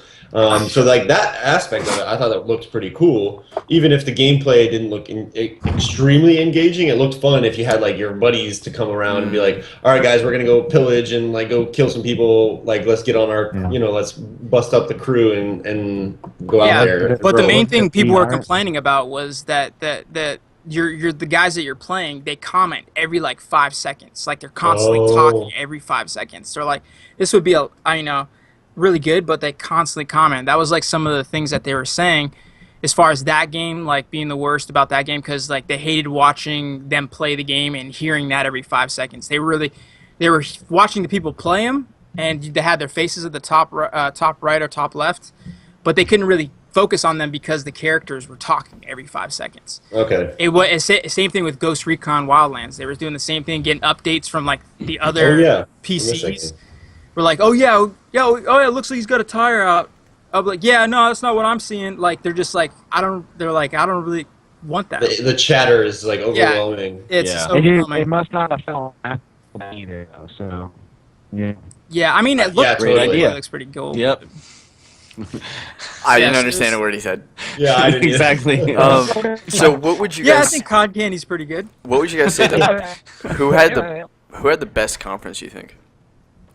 Oh. I think Sony's probably one of the better ones. I agree. I don't just think there's a some wrong of the answer. I'm I just just overall- like curious the what you guys think. games. I just like the games as far as Yeah, well, that's Yeah, the thing. It's like it was focused on games. That was what I thought was really cool. They had And the like, a live lot of orchestra. games. Yeah. games Worst, play. EA was probably the worst by far. Yeah. Yeah, I have to agree. EA's was not good. The only And, thing and that I would say Nintendo, but what saved Nintendo is the fact that Zelda looked so great. But, yeah, if it that's was the- Skyward that's Sword, I huge. would have been like Nintendo. But yeah, EA I would didn't say come too, with really anything. I would say no, One- no, except for Zelda. Was kind of Well, what did he Cool. say? Cool. He said something about Zelda. Yeah. Okay, I think Zelda must have been his best or something. Yeah. Okay, And he likes backdoor. he likes Okay, I backdoor. don't know. So- Yeah, I would say EA. My favorite, I would say PS4 because of them focusing on the games and having just a wonderful presentation of like Oh yeah. announcements, right? Coupled with the orchestra, Yeah. like it blew people away. It was really cool. Yeah. That's One- what they were saying was actually the worst. Sorry. Was the One game. one thing also coming out was which I didn't really go over much was Battlefield, the World War One. Oh yeah. We Yeah, totally missed the yeah, World War One. Oh, Yeah, and I that kept looks that. so sweet. Yeah, It looks awesome. Yeah, that looks is EA great. too, isn't it? Yes, it is. Yes. It is EA. The only problem is that I have such a bad taste in my mouth from Star Wars one. So I hope they do Battlefront. good. Yeah. yeah. Yeah, They so better. I hope this one, because I mean that'd be cool to fucking fly a Zeppelin, and Yes. fight and stuff. Fuck yeah, That's dude. awesome. So, So, okay, I'll say this for a different topic, but I didn't know Battlefront was such a dud. well, Yeah. and then I forgot about that. I was not happy with it. Yeah, Okay. Rocco wasn't happy with it. Yeah. If you could hear me, I don't know if you can. He said, Barely. "You can hear me, all you can." All you can eat Can ham. everybody hear me or not? We should play a If telephone. you can hear me, game. hold my hand. Okay, Yes, so I real did. quick, Yeah. favorite game that you're looking forward to, and game least you're looking forward to. God of War. Yeah, I was gonna say God of War. I think. It's between God of War and Spider-Man, but I'd say God of I War was more. Spider-Man. Okay. Least would That's be good. that pirate game. Mine would be I'm- my least would be Eagle Flight, I think. Oh, I didn't see that one though. That might have been bad though. Sorry, Steve. I I don't know. hijacked because I just wanted to ask a question. Go Oh ahead. no, you're good. I don't know. There's quite a few from the Sony one. Like I like the Spider-Man. I like the Last Guardian. I like that Bound indie game that I was talking about. Yeah, that I think from Sony's Yeah. selection, it's gonna be tough. I like those. Yeah. Actually, EA, same thing. I'm like, I don't really look forward to like Gran Turismo or Yeah. football or FIFA. You know, No, it's no, like, Gran Turismo. Battlefield's probably the best one from EA by far. Yeah. Easily. yeah. Taking it back to World War One is like a pretty cool move, especially considering Call of Duty went super futuristic. Right. Like I think that's like kind of like a big fuck you. It's like, oh yeah, well you went futuristic. Well, everybody's doing futuristic. We're going back to World War One. We're gonna have muskets. I think the zombie games are my not Well- so favorite. Yes. Yeah, zombie. So Days I'm Gone. tired. Did you- tired of the zombie like theme? Did you guys ever Yeah. play Call of Duty World War One or World War? World at War. I played that one. Yeah. Yeah, World War II, but that was my favorite Call of Duty one because I Yeah. loved. I've had that on PC actually. Yeah, I really liked the whole World War II games when that was the setting for most of the games. I thought that was a lot of Yeah. fun. Other than Modern Warfare, like obviously Call of Duty Modern Warfare, that was probably the best Yeah. best game for me for all of the Call of Duties. Yeah. I just really But- liked it because like all the guns they sounded like realistic. Like it was like Yeah. like when you were watching like the Saving Private Ryan, like all those movies, like you see like one of the Berettas and or not the Berettas, but anyways, just like you can hear like the ammo. Ching ching ching. It Like, sounds yeah. Dunk, dunk. It's friggin' Yeah. awesome. Like really That's why I like the world. That's why I like the Battlefield. The new Battlefield looks Yeah, I awesome. think it's The Yeah. sound effects and the aesthetic and everything looks. it was getting it. Flamethrower. I will I'll get think about Battlefield it. 1. Yeah, well, I mean, you won't be That's able to not play you. with this You play. think about it, dude. Put your hand down. Well, it's because he didn't. Remember, he didn't like it because he never got the whole aspect of playing with friends. Like he said, remember? Oh he was like- yeah. he was So like- are we gonna actually get it for computer, or what are we gonna do? No, I mean, we not could get a computer. computer, and PC. then Play would be able to. Yeah. But then PC, Rocco PC, can't. PC. Oh So yeah, we gotta Why? choose our friend. because look at his internet, man. He's struggling. Plays League What with I us. Even Yeah, I here. play League. And so does No, Rocco. I mean, Dude, Rocco does too. When I tried to play Battlefront, it just pooped on my face. Oh, that's gross. All right, It was so gross. guys, we're talking about So poop on mad. face. Steve, is there anything else that you wanted to highlight before we wrap I up? was there Because like we're running long. Steve. No, there wasn't anything else I really want to highlight. You know, I did. I already said what I wanted to say about the whole Kratos thing and Cool. the God of War, and then as far as my take on the Days Gone. So Biggest surprise you for everybody said- else? Probably Zelda for me. I mean that was pretty surprising. I'm glad that they're doing that, like and making it an open world more. So Okay. Cool. what if they remade Zelda Ocarina of Time? Ocarina of Time. Nah, they've already remade I'm that kinda twice. Those touch classics. yeah, man. yeah, I that's guess- just The That's biggest too surprise good. for me is Microsoft saying that they're going to give you a PC game and an Xbox game. Yeah. That is pretty big. yeah. That- That is that- pretty That's a big Yeah. surprise for I me. like that. Well, because I'm going through that right now. I have ESO for computer, and then my brother was like, "Hey, let's get it for PlayStation." So now I bought it. I had to start over. I have to create a whole new character. Yeah, I'm like, damn it! $120 Like, plus a monthly subscription. no, there's no monthlies, and it was I only got it for Oh. 25. So Yeah. it wasn't much, but it was a pain in the ass because I'm like, I have a max level character just sitting in my account, but it's only on the computer. You should get it at Guild Wars. I do have. Get in that Guild Wars. That's right. Yeah, Gil. All right. Sorry, Steve, to kind of rush that along. We were just running really, really No, it's late. all So that is going to wrap it up for us here on the Everything and Nothing show. Next week, we'll have another set of 5 topics for you. As always, doled up Monday through Friday, topic by topic. And on Saturday, you get the free episode with all the topics wrapped into one on our YouTube page, youtube.com/Maelstrom Gamers channel. If you like what you're seeing and like what you're hearing, you can go on to patreon.com/Maelstrom Gamers and you throw us as little as $1 and we will give you goodies and rewards. Anything helps and we're really appreciative. If you don't have money, that's okay too. Follow, like, comment, subscribe, and share on our Facebook, our Twitter, our Instagram, our YouTube page. It's super helpful. We want to hear from you. We also stream games on our YouTube channel. We're streaming Division, we're streaming Smite, we're streaming League of Legends. Look, we know we're not the best, we're certainly not the worst. We are entertained. Entertaining. Interesting. It's getting there, guys. It's getting there. So It's close. closer every time. It's so close. Closer every time. So we want to entertain you. We want to play with you. Don't play with yourself. That's no fun. That's lonely. Come join us. Sometimes. Play with us. Don't play with Rosie. Yeah. So until next week, keep thinking about everything and nothing. It's been an honor to entertain you. Peace and take care. Chicken grease. Chicken grease. Skadoosh. Skadoosh. Skadoosh. Douche.